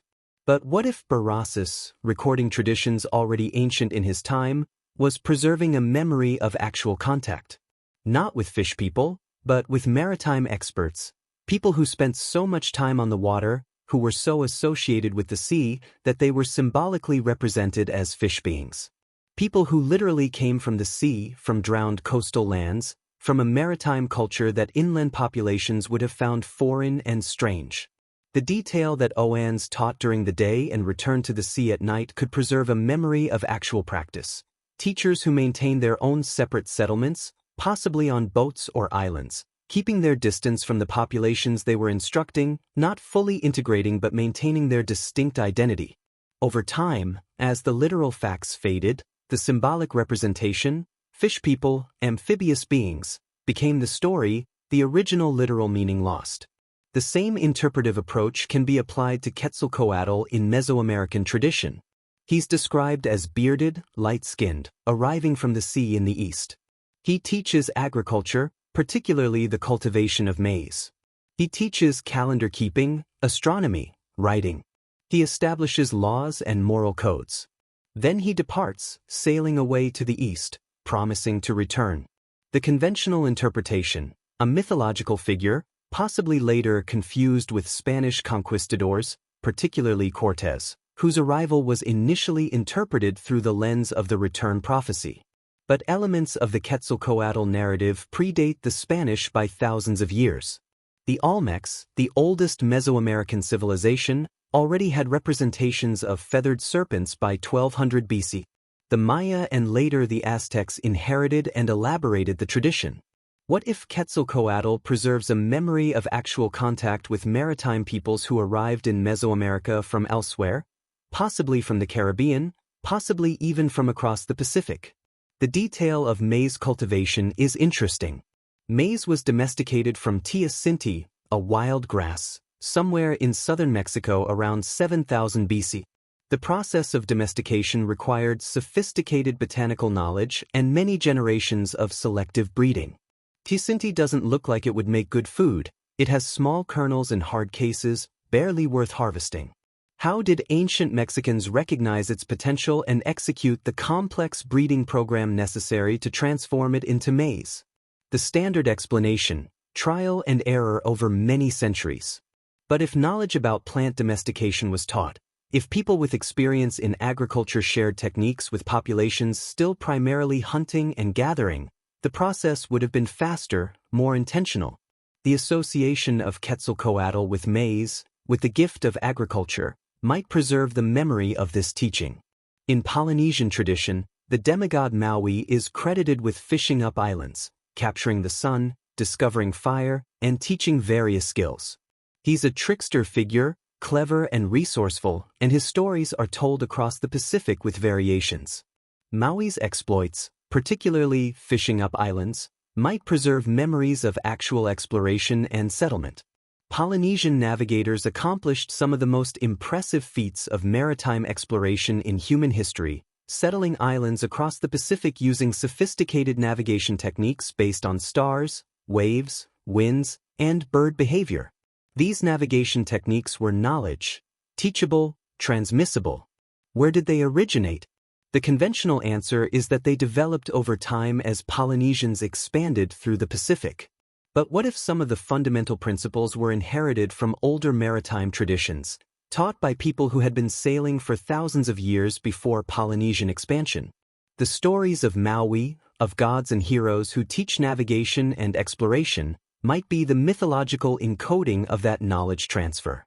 In Hindu tradition, the concept of the yugas, vast cycles of time in which the world goes through golden ages and dark ages, includes the idea that knowledge is lost and recovered cyclically. The Krita Yuga, Golden Age, is characterized by perfect knowledge, virtue, and long life.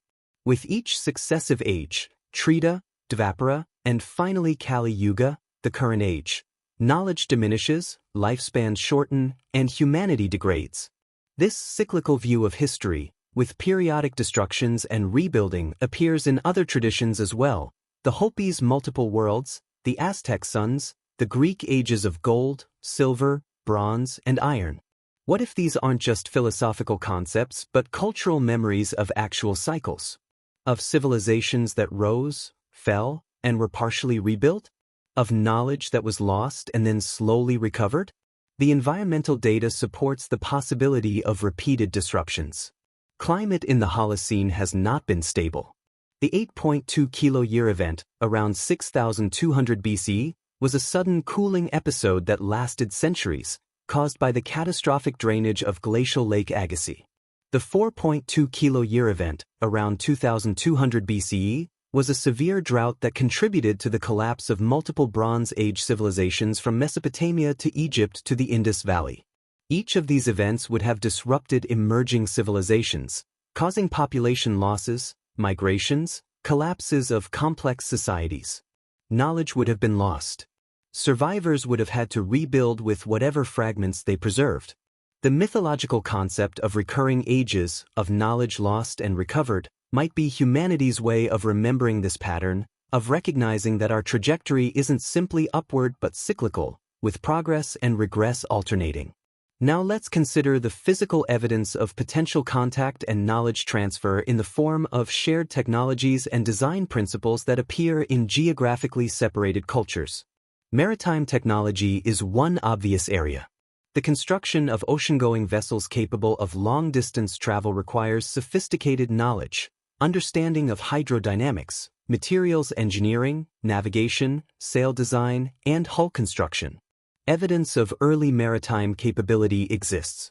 The The settlement of Australia by 65,000 years ago required boats capable of crossing at least 90 kilometers of open ocean, demonstrating that humans were building watercraft far earlier than once thought.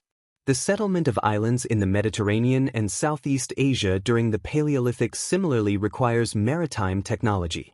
But the sophistication of boat building varies enormously. A raft or dugout canoe can cross relatively calm waters. An ocean-going vessel that can survive storms, carry cargo, and navigate without sight of land is a different order of complexity. The Polynesian outrigger canoes, capable of carrying dozens of people and supplies across thousands of kilometers of open ocean, represent the pinnacle of pre-industrial maritime engineering. The design principles, the double hull or outrigger configuration for stability, the crab claw or lateen sails, the understanding of how to provision and navigate for long voyages, are sophisticated. Similar design principles appear in other maritime cultures: the dhows of the Indian Ocean, the junks of China, the reed boats of the Andes and Egypt. Thor Heyerdahl famously demonstrated with the RA expeditions that ancient Egyptian-style reed boats could cross the Atlantic, suggesting the possibility of pre-Columbian contact between the Old World and the New. While his conclusions remain controversial, the experiments proved that the technology was sufficient for long-distance ocean travel, even if we can't confirm it was actually used that way. If a maritime civilization existed before the Younger Dryas, boat-building knowledge would have been one of their core technologies, essential for communication between coastal settlements. When their world drowned, that knowledge would have been carried inland by refugees, where some populations, particularly those settling new coastal areas, would adopt it, while others, those remaining inland, would have no use for it and would let it lapse. The result?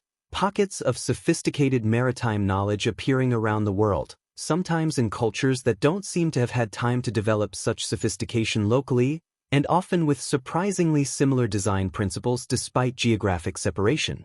Another technology to consider: textile production and weaving. The basics of weaving appear in the archaeological record fairly early, with fragments of woven materials dating back at least 27,000 years. But sophisticated textile production, the creation of complex patterns, the use of multiple colors, the development of looms that can produce large cloth pieces, requires mathematical understanding and engineering skill.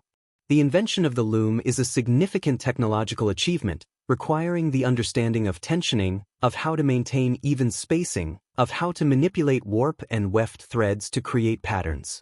And yet, wherever we find early civilizations, we find sophisticated textiles. The Mesopotamians produced complex patterned fabrics. The Egyptians made fine linen.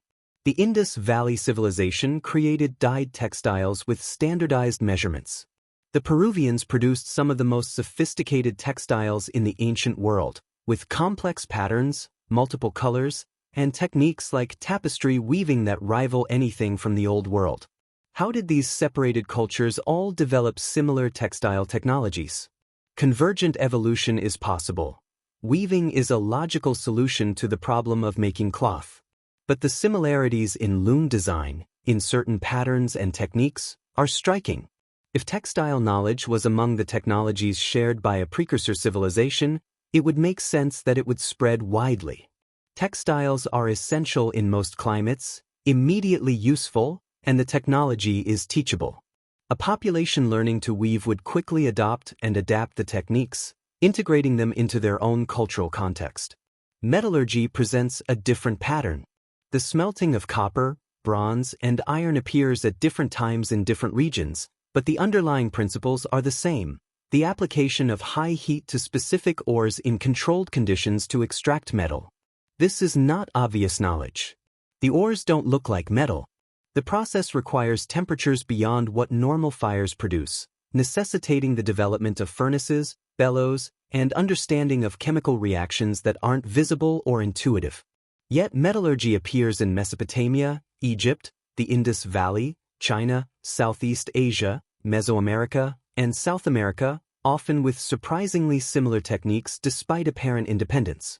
The Bronze Age, characterized by the alloying of copper with tin to create a harder, more useful metal, appears in multiple Old World civilizations within a relatively narrow time frame, roughly 3300 to 1200 BC in the Near East, somewhat later elsewhere. The knowledge that adding tin to copper produces a superior material is highly specific. How did multiple cultures discover this independently? If metallurgical knowledge was taught, if the basic principles of ore identification, furnace construction, and metalworking were shared by knowledgeable teachers, it would accelerate discovery. Local populations would still need to adapt the techniques to their available materials, which explains the variations, but the fundamental principles would spread as teachable knowledge rather than as independent invention. Now consider mathematical and measurement systems. The Sumerian base 60 system we discussed earlier is elegant and practical, but it's not the only option. The Mayans used a base 20 system, vigesimal, which is also mathematically sophisticated and allows complex calculations. The Egyptians used base 10, like modern mathematics, but also understood fractions in a unique way, representing them as sums of unit fractions. The Babylonians, inheriting Sumerian knowledge, understood the Pythagorean theorem centuries before Pythagoras, applied it in construction and surveying, and developed sophisticated algebraic techniques. These different mathematical traditions all work. They're all effective for their purposes. But they all require the same fundamental insight, that quantities can be abstracted, represented symbolically, manipulated according to rules to produce predictable results. That insight, the foundation of mathematical thinking, isn't necessarily obvious. Many traditional societies function perfectly well with limited counting systems, not extending beyond 1, 2, many. The leap to abstract mathematics, to algebra and geometry, requires a particular kind of cognitive framework. If that framework, that way of thinking about quantity and relationship, was taught as part of the knowledge transfer from a precursor civilization, it would explain why sophisticated mathematics appears relatively early in multiple cultures. The specific systems, base 60, base 20, base 10, would vary based on local preferences and needs, but the underlying mathematical thinking would share a common origin. Let's examine specific archaeological sites that present anomalies or challenges to the conventional timeline, considering how they fit into the hypothesis of knowledge transfer from a precursor civilization. Stonehenge, in England, is one of the most studied prehistoric monuments in the world. Its construction spanned from about 3000 BCE to 1600 BCE, with different phases using different materials and reflecting evolving purposes. The most famous phase, the erection of the Sarsen stone circle and trilithons, dates to around 2500 BC. The Sarsen stones, weight up to 25 tons each, were transported from Marlborough Downs, about 25 kilometers away. The blue stones, weighing up to 4 tons, were transported from the Preseli Hills in Wales, over 250 kilometers away. Why would Neolithic people transport stones such vast distances? The conventional answer, the stones had ritual significance, possibly related to healing properties attributed to the blue stones, possibly related to astronomical alignments encoded in the monument structure. Stonehenge aligns with the midsummer sunrise and midwinter sunset, suggesting it functioned as a calendar, marking the solstices. The precision of this alignment implies sophisticated astronomical knowledge. But here's the anomaly: Stonehenge is not the first henge monument in Britain. It's part of a tradition of circular earthwork and stone monuments that stretches back thousands of years. But it's by far the most sophisticated, representing a sudden leap in engineering capability and astronomical precision. What prompted that leap? What knowledge became available around 2500 BCE that allowed the builders of Stonehenge to accomplish something their ancestors hadn't?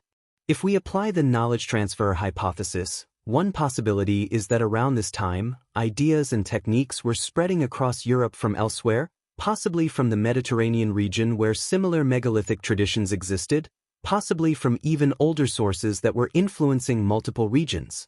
The beaker culture, which spread across Europe around 2500 BCE, is associated with metallurgy, new pottery styles, and possibly new religious practices. Some researchers have suggested the beaker people facilitated cultural exchange, carrying ideas and technologies across wide areas.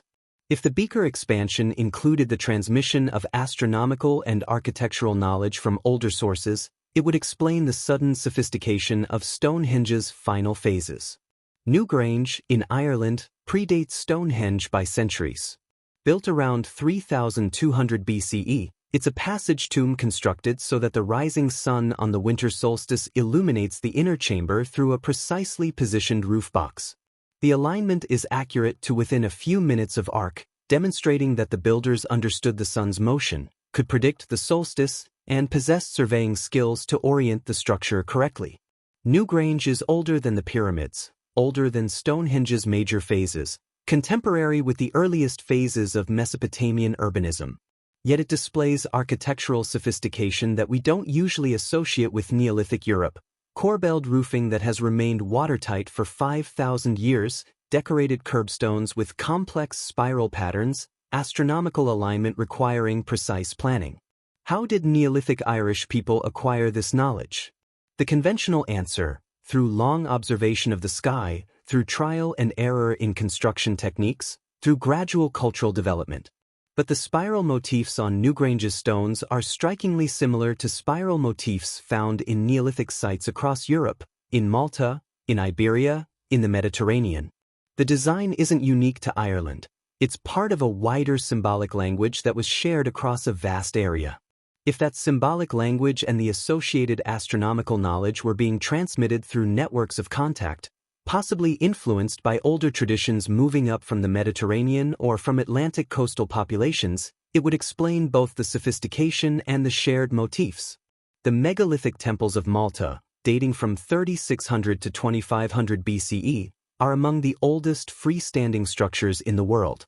They're built from massive limestone blocks, some weighing over 20 tons, fitted together with corbelling and precision.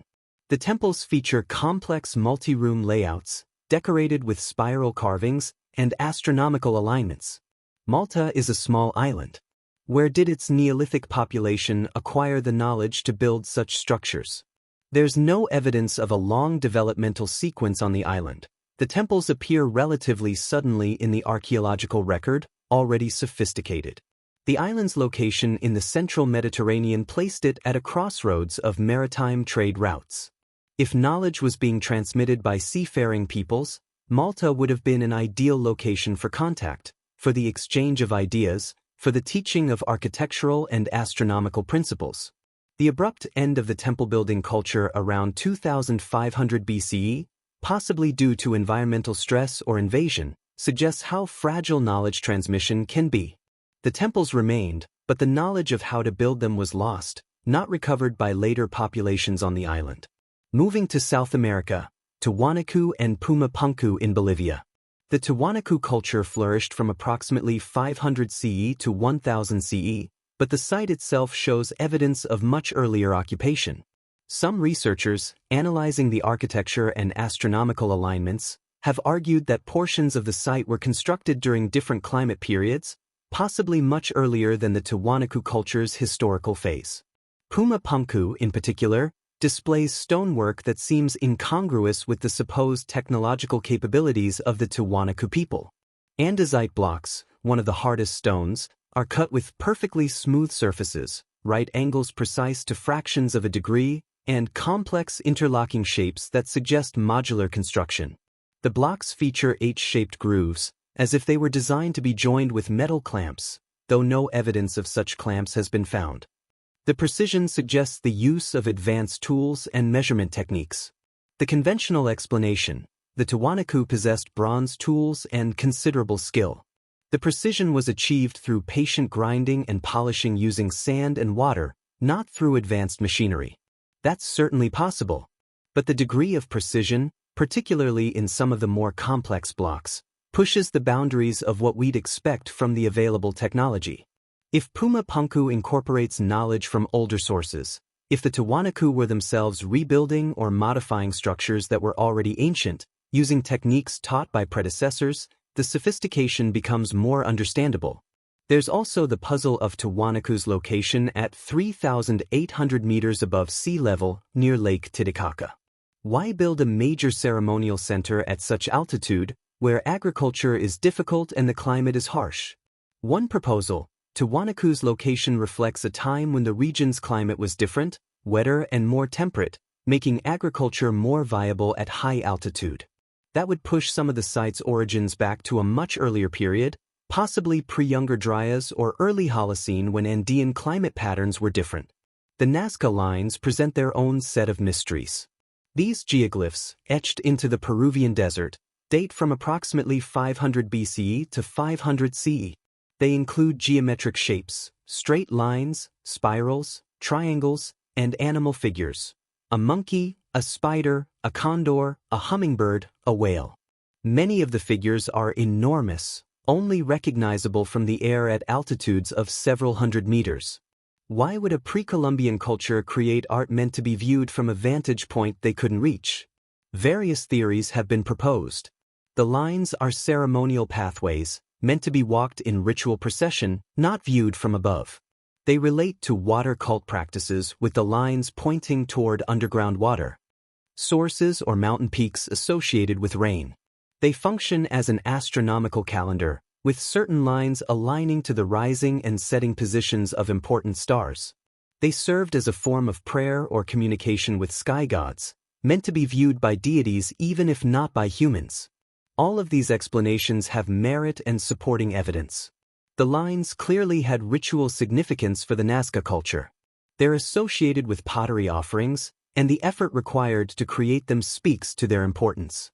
But there's another possibility to consider, that the Nazca were reproducing designs or following principles taught by predecessors who actually could view the lines from above, not through flight, but through knowledge of how to design images meant to be viewed from altitude.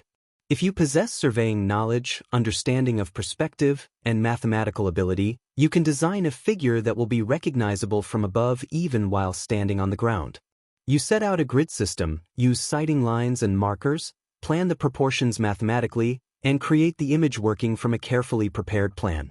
This requires sophisticated knowledge, but it's achievable without flight. The question is, where did the Nazca acquire this knowledge, and why did they choose to apply it in this particular way? If the knowledge was inherited from older traditions, if creating images for gods in the sky was part of a religious practice taught by predecessors who emphasized astronomical observation and the importance of viewing the Earth from a cosmic perspective, then the Nazca might have been continuing a tradition whose original purpose they no longer fully understood but still honored. The figures would then be a form of cultural memory, a practice maintained because it was taught as sacred, even if the original reason for viewing designs from above had been forgotten. Moving back to the Old World, Göbekli Tepe remains one of the most challenging sites for conventional archaeology. The site's 9600 BC date places it in the pre-pottery Neolithic A period, when humans in the region were supposedly still mobile hunter-gatherers, or at most in the very early stages of experimenting with plant cultivation and sedentism. Yet Göbekli Tepe required quarrying and transporting 10 to 20-ton limestone pillars, carving complex reliefs into the pillars, depicting animals, abstract symbols, and anthropomorphic figures, erecting the pillars vertically and arranging them in circular patterns, coordinating labor from multiple groups to accomplish construction, maintaining the site over centuries, with evidence of multiple building phases and eventual deliberate burial of earlier structures. None of this fits the profile of mobile hunter-gatherers barely scraping by. The conventional explanation has evolved to accommodate the site. Perhaps the abundance of wild resources in the region allowed for seasonal gatherings of groups who collectively worked on the site during periods of plenty. Perhaps the construction of the site actually drove the development of agriculture, as the need to support labor gangs at Göbekli Tepe forced experimentation with food production. That's an interesting inversion of the usual model, religion and monument construction driving economic change rather than vice versa. It's possible, but it still doesn't fully explain the sophistication, the sudden appearance of complex symbolic art, the evident planning and astronomical knowledge embedded in the site's layout. If we apply the knowledge transfer hypothesis, what if the people who built Göbekli Tepe had been taught by survivors of the Younger Dryas, people who brought knowledge from the pre-Younger Dryas period, who were helping local populations organize, build, and establish practices that would lead to agriculture and settled life? Göbekli Tepe would then be a teaching monument, a place where knowledge was transmitted through construction, where the act of building taught organizational skills, where the carvings encoded symbolic knowledge about the relationship between humans, animals, and cosmos. The site's eventual burial around 8000 BCE might mark the end of this teaching phase, the point at which the knowledge had been successfully transmitted and the site had served its purpose. Rather than abandoning it to decay, the builders carefully buried it, preserving it but ending its active use. This interpretation is speculative, but it fits the evidence as well as conventional explanations, and it accounts for the site's anomalous sophistication. There's a broader pattern here worth noting. Many of the most anomalous, sophisticated ancient sites show evidence of being deliberately buried, decommissioned, or abandoned at their peak rather than declining gradually. Göbekli Tepe was buried.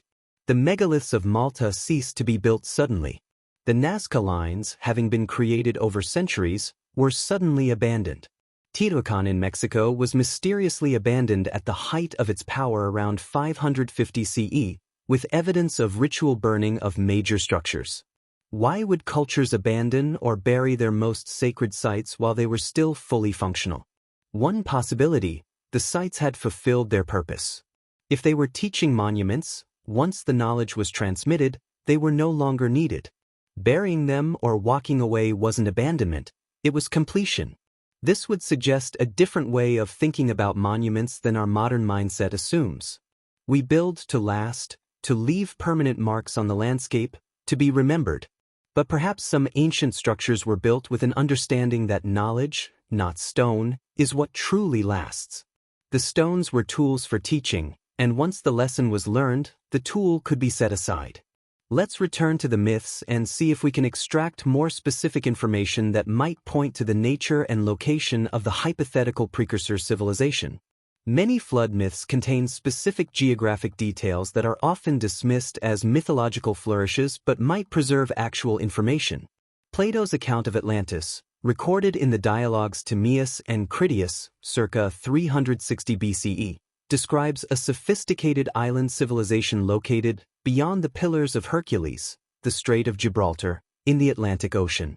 Atlantis supposedly existed 9,000 years before Solon's time, circa 600 BCE, placing it around 9,600 BC, exactly the end of the Younger Dryas.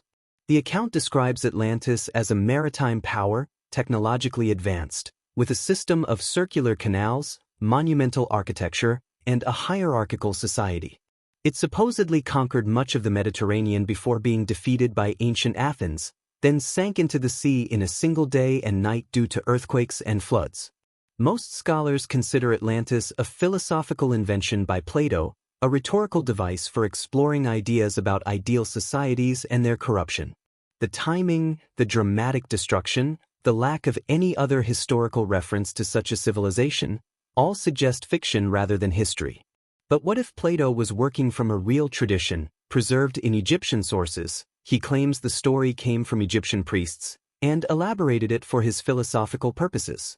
The date he provides, 9600 BC, corresponds to the end of the Younger Dryas and the beginning of rapid sea level rise. The description of a maritime civilization destroyed by flooding and earthquakes could preserve a garbled memory of real events. The location beyond the Pillars of Hercules might be incorrect or misremembered. If the actual civilization existed on the now submerged continental shelves in various locations, and the story was transmitted through multiple cultures over thousands of years, geographic details could easily become confused. The circular canal system, the sophisticated architecture, the maritime power, these could be real details, attached to a mythologized narrative, placed in the wrong location, but preserving a core of historical truth. I'm not arguing Atlantis was real in the way Plato describes it. I'm suggesting the possibility that his account, however embellished, might draw on genuine cultural memories of a pre-Younger Dryas civilization that was destroyed by the climate catastrophes and rising seas of the early Holocene. Similar geographic hints appear in other traditions. The Sumerian myths reference Dilmun, a paradise land associated with the rising sun, a place of purity and eternal life, where illness and death didn't exist.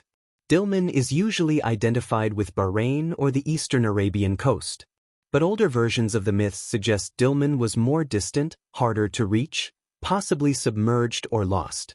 The Epic of Gilgamesh describes Dilmun as the home of Utnapishtim, the flood survivor, located at the mouth of the rivers, possibly referring to the Persian Gulf, which was much smaller during the Ice Age, with vast coastal plains now underwater.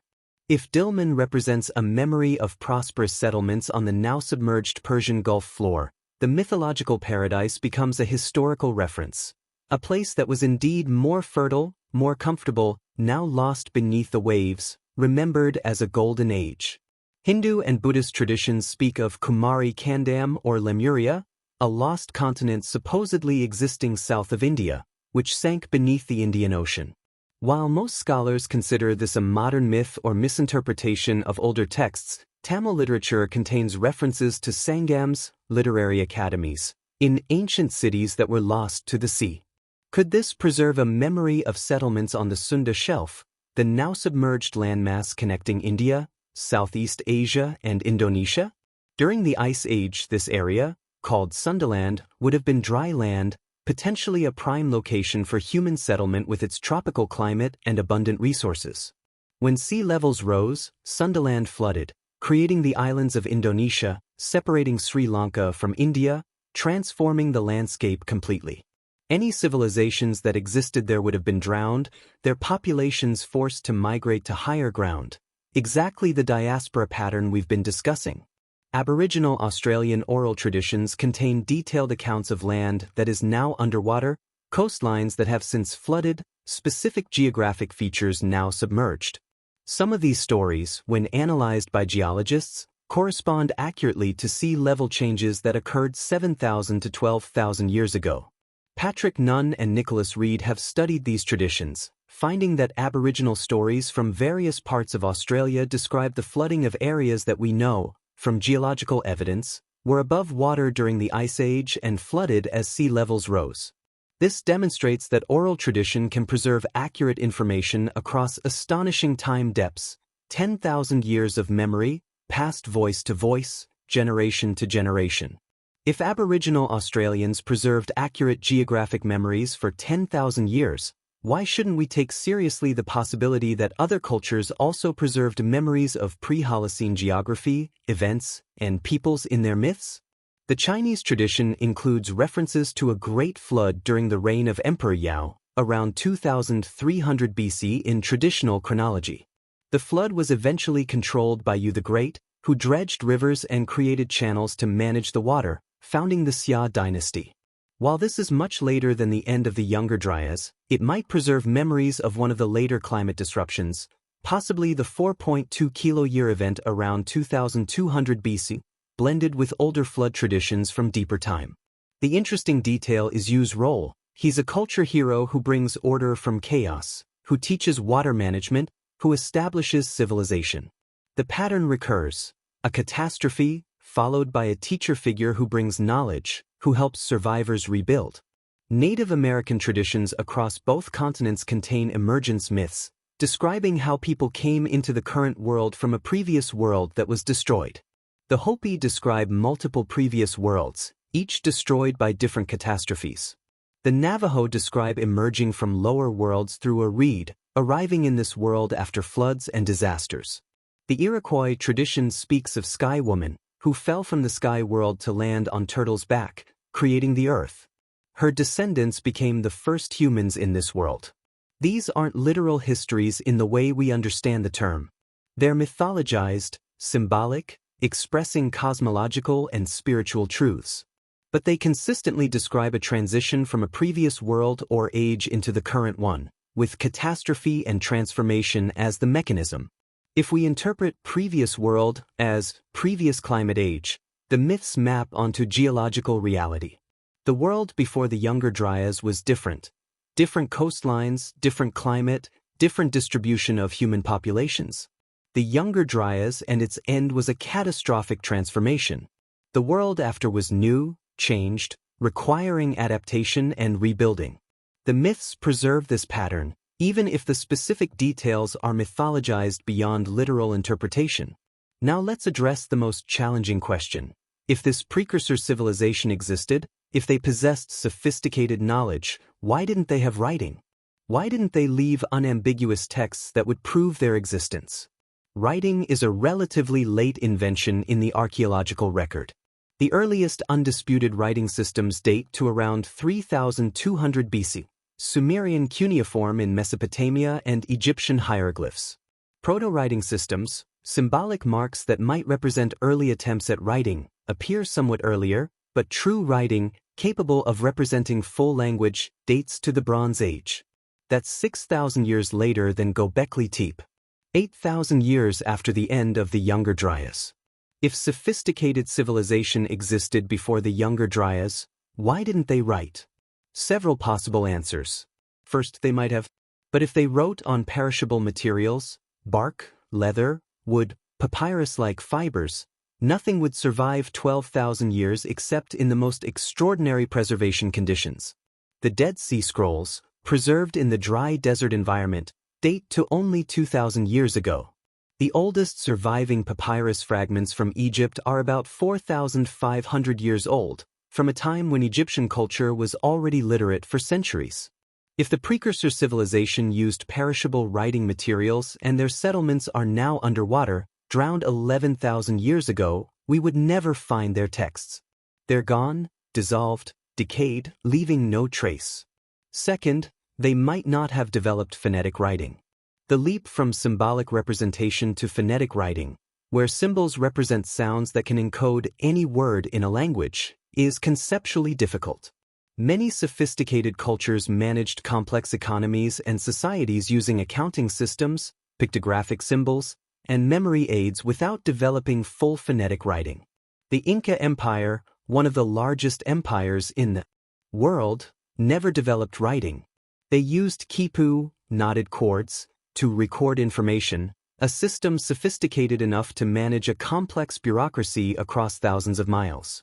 If the precursor civilization used a similar non-phonetic system, it might not be recognizable as writing to us, especially if it was on perishable materials. Third, knowledge transmission through oral tradition and practical demonstration might have been their preferred method. If your culture highly values personal teaching relationships, apprenticeship, and oral memory, you might not feel the need for writing. Aboriginal Australian cultures maintained extraordinarily complex knowledge systems for tens of thousands of years without writing, using songlines, stories, and ritual to encode information about geography, resources, law, and cosmology. The ancient Druids of Celtic Europe, by all accounts, possessed extensive knowledge but deliberately avoided writing it down, considering oral transmission more reliable and sacred. If the precursor civilization had strong oral traditions and used monuments, symbols, and ritual as memory aids rather than written texts, they could have been sophisticated without being literate in the way we understand literacy. Fourth, and more speculatively, what if they did develop writing and we found it but don't recognize it? Some petroglyphs, carved symbols on rocks worldwide, are assumed to be decorative or shamanic rather than writing. But what if some of them are writing? A symbolic system we haven't decoded because we don't know what language it represents and we lack context to understand its rules. The Indus Valley script, used from approximately 3500 to 1900 BCE, remains undeciphered. We have thousands of examples, but the texts are short, the language unknown, and despite decades of effort, no one has convincingly cracked the code. If we can't read the Indus script from 4,000 years ago, what hope do we have of recognizing and deciphering a script from 12,000 years ago, especially if we only have fragmentary examples? The absence of readable texts from a precursor civilization doesn't prove they didn't exist. It might just mean their texts are lost, unrecognized, or undeciphered. But let's entertain the most conservative position, that this precursor civilization did not have writing as we understand it. Does that disqualify them from being civilization? Our definition of civilization tends to include writing as a key criterion, along with urbanism, specialization, monumental architecture, and complex social organization. But that definition is culturally biased. It reflects the characteristics of the civilizations we know best: Mesopotamian, Egyptian, Greek, Roman, Chinese, all of which were literate. Yet the Inca built an empire without writing. The Norte Chico civilization of Peru, dating from 3000 to 1800 BCE, built monumental pyramids, managed complex irrigation systems, and engaged in trade, but left no evidence of writing. If we insist that writing is essential to civilization, we exclude cultures that were clearly complex, organized, and sophisticated by any other measure.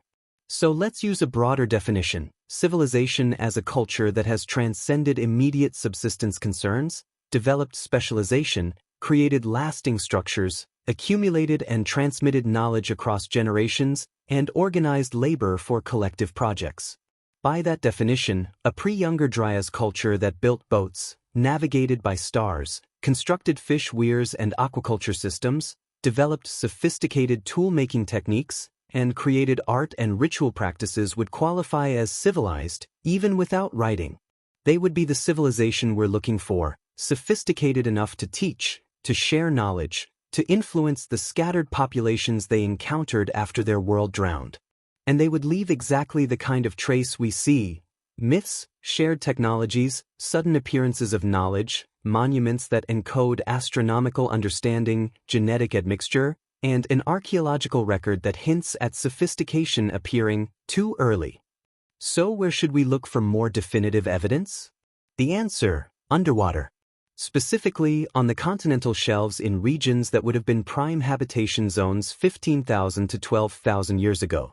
Priority areas would include Sundaland, the massive shelf between Southeast Asia and Australia, now submerged.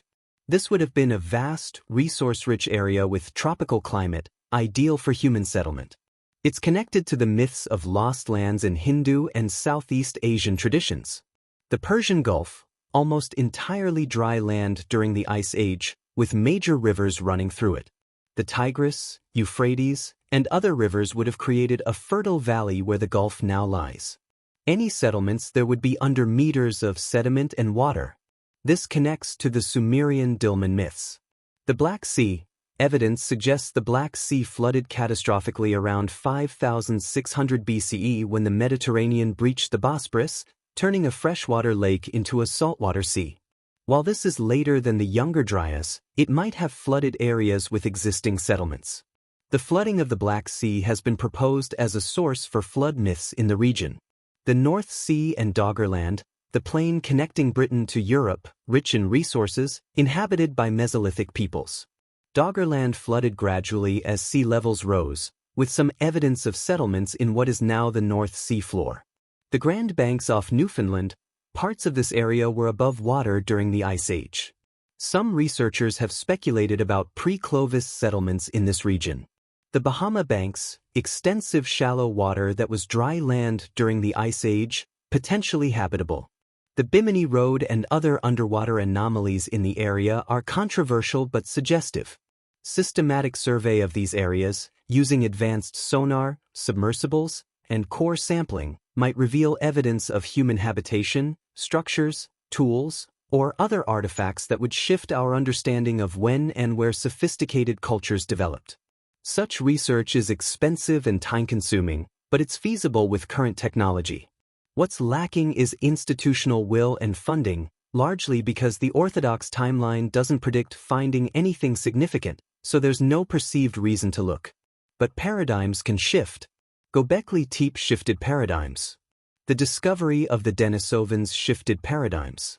If underwater archaeology begins to reveal evidence of pre-Holocene coastal settlements, another shift will follow. So here we are, at the end of this long journey through time and mystery. What have we discovered? What can we conclude? We've examined flood myths that appear in every major culture, describing catastrophic deluges and survivor figures who teach the remnants of humanity how to rebuild. We've looked at the sudden appearance of agriculture, complex societies, and sophisticated knowledge in the early Holocene, immediately following the environmental chaos of the Younger Dryas. We've explored megalithic monuments that demonstrate astronomical knowledge and construction capabilities appearing without evident precedent, built by cultures that supposedly lacked the organizational capacity for such projects. We've considered genetic evidence of ghost populations, unexpected admixture events, and the complexity of human migration and interaction in deep time. We've traced symbols, technologies, and mathematical concepts that appear in widely separated Cultures, suggesting contact or common heritage rather than independent invention.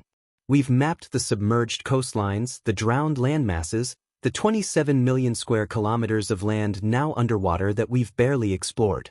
And we've assembled a hypothesis that a maritime civilization developed on these coastal plains before the Younger Dryas, maintained some continuity through that climatic catastrophe, and then, as their world drowned in the early Holocene, dispersed inland, making contact with scattered post-glacial populations and sharing knowledge that accelerated the emergence of civilization worldwide.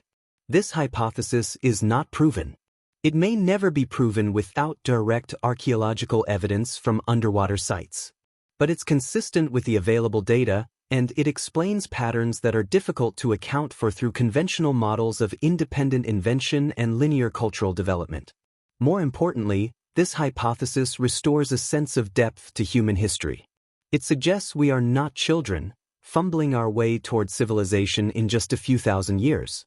We are inheritors of a much longer story, carrying forward knowledge that was hard-won over tens of thousands of years, partially lost, gradually recovered. Our myths are not mere fantasies. They're memory, distorted by time but preserving truth at their cores. Our monuments are not just religious structures. They're teachers encoding knowledge in stone, waiting for us to rediscover what our ancestors knew. Our technologies are not entirely our inventions. They're often rediscoveries, the latest iteration of solutions that humans worked out long ago, lost, and found again. This view of human history is humbling. It reminds us that we can lose everything: knowledge, civilization, continuity. The people who built Göbekli Tepe, who mapped the stars from Newgrange, who navigated by them across the Pacific, who raised the Moai on Easter Island, they had knowledge we've lost, techniques we can't replicate, understandings we're still trying to reconstruct. But it's also empowering, because it means we carry within our collective memory, encoded in myth and ritual and tradition, the wisdom of countless generations. When we look at ancient monuments, we're not looking at primitive people's crude attempts at meaning. We're looking at the work of our sophisticated ancestors, people who understood deep time, cosmic cycles, the fragility of civilization. They built those monuments for us, to teach us, to warn us, to remind us that we've been here before, that we've survived catastrophes before, that knowledge can persist even when everything else is lost. If this hypothesis is correct, if there was a civilization before our civilizations, teachers before our teachers, knowledge that survived through catastrophe and was shared across the world, then the greatest mystery isn't where they came from or how they disappeared. The greatest mystery is what they knew that we've forgotten. What understanding of the cosmos, of consciousness, of humanity's place in the universe they possessed that we're still struggling to recover. The monuments remain. The myths persist. The evidence, fragmented and contested, continues to accumulate. And we're left with questions that have no final answers, only deeper inquiry. Were the Sumerians remembering something real when they spoke of knowledge lowered from heaven after the flood? Was Plato preserving a genuine tradition when he wrote of Atlantis, or creating a useful fiction that accidentally echoes older truths? Do the Aboriginal Australians, maintaining oral traditions spanning 10,000 years, preserve the most accurate memory of the transition from the Ice Age to our modern world? What lies beneath the Persian Gulf, beneath the North Sea, beneath the continental shelves around every continent, waiting to be discovered, to overturn our assumptions, to reveal how much deeper our story runs than we knew? These questions don't have answers tonight. Perhaps they'll never have complete answers. The past is vast, mostly lost, recoverable only in fragments. But the search itself matters. The willingness to question, to look at anomalies and ask, what if? To take myths seriously as potential history, to challenge paradigms that may be incomplete. This is how understanding grows. You've listened to this journey all the way through. That says something about you, about your willingness to sit with uncertainty, to entertain possibilities that aren't proven, to wonder about the gaps in our knowledge. Hold that quality. Nurture it. Because the questions we ask shape the answers we find, and the mysteries we're willing to acknowledge determine how much we can discover. The teachers, if they existed, are long gone. Their cities are drowned, their names forgotten, their texts, if they had them, dissolved by time. But their legacy persists. In the knowledge we use without knowing its origins. In the monuments that still stand, silent and enigmatic. In the myths we tell, carrying forward echoes of experiences so profound they couldn't be forgotten even across 100 centuries. We are the descendants of survivors. Of people who weathered unimaginable catastrophes, who rebuilt from fragments, who refused to let everything be lost. And perhaps, in our own time, as we face our own challenges, climate change, potential civilizational disruption, the fragility of our interconnected systems, we can learn from those ancient survivors. That knowledge is worth preserving, worth encoding in durable forms, worth teaching to those who come after. That civilizations rise and fall, but human resilience persists. That the story is always longer, deeper, more complex than we imagine. Look around you now. The world you inhabit is built on 10,000 years of visible history and perhaps 10,000 more of hidden history. Every tool you use, every building you enter, every word you speak carries forward innovations and insights from ancestors whose names we'll never know. You are the latest chapter in a story that stretches back into the mists of deep time, carried forward by people who refused to let the light go out, who taught their children, who built monuments to preserve what mattered most. What will you carry forward? What knowledge will you preserve? What will you build that might last, that might teach, that might help those who come after if everything else is lost? These aren't abstract questions. They're the same questions our ancestors faced when their world drowned, when the ice came, when everything had to be rebuilt from memory and hope. We are them. They are us. The circle continues. If this resonated with you, if you found yourself thinking differently about human history, about the depth of our story, leave a like. Share this with someone who wonders, who questions, who feels that tug toward mysteries that sleep between accepted history and forgotten truth. And tell me, what do you think happened? What do you believe lies beneath those continental shelves? What myths from your own culture might preserve memories of the deep past? The conversation continues. The search goes on. The mysteries remain, waiting for us to develop the tools, the questions, the willingness to look deeply enough to find them. Sleep well wherever you are. And dream of deep time, of ancestors who knew more than we credit, of knowledge waiting to be rediscovered. The teachers are gone. But what they taught persists, encoded in stone and myth and memory, waiting for us to remember.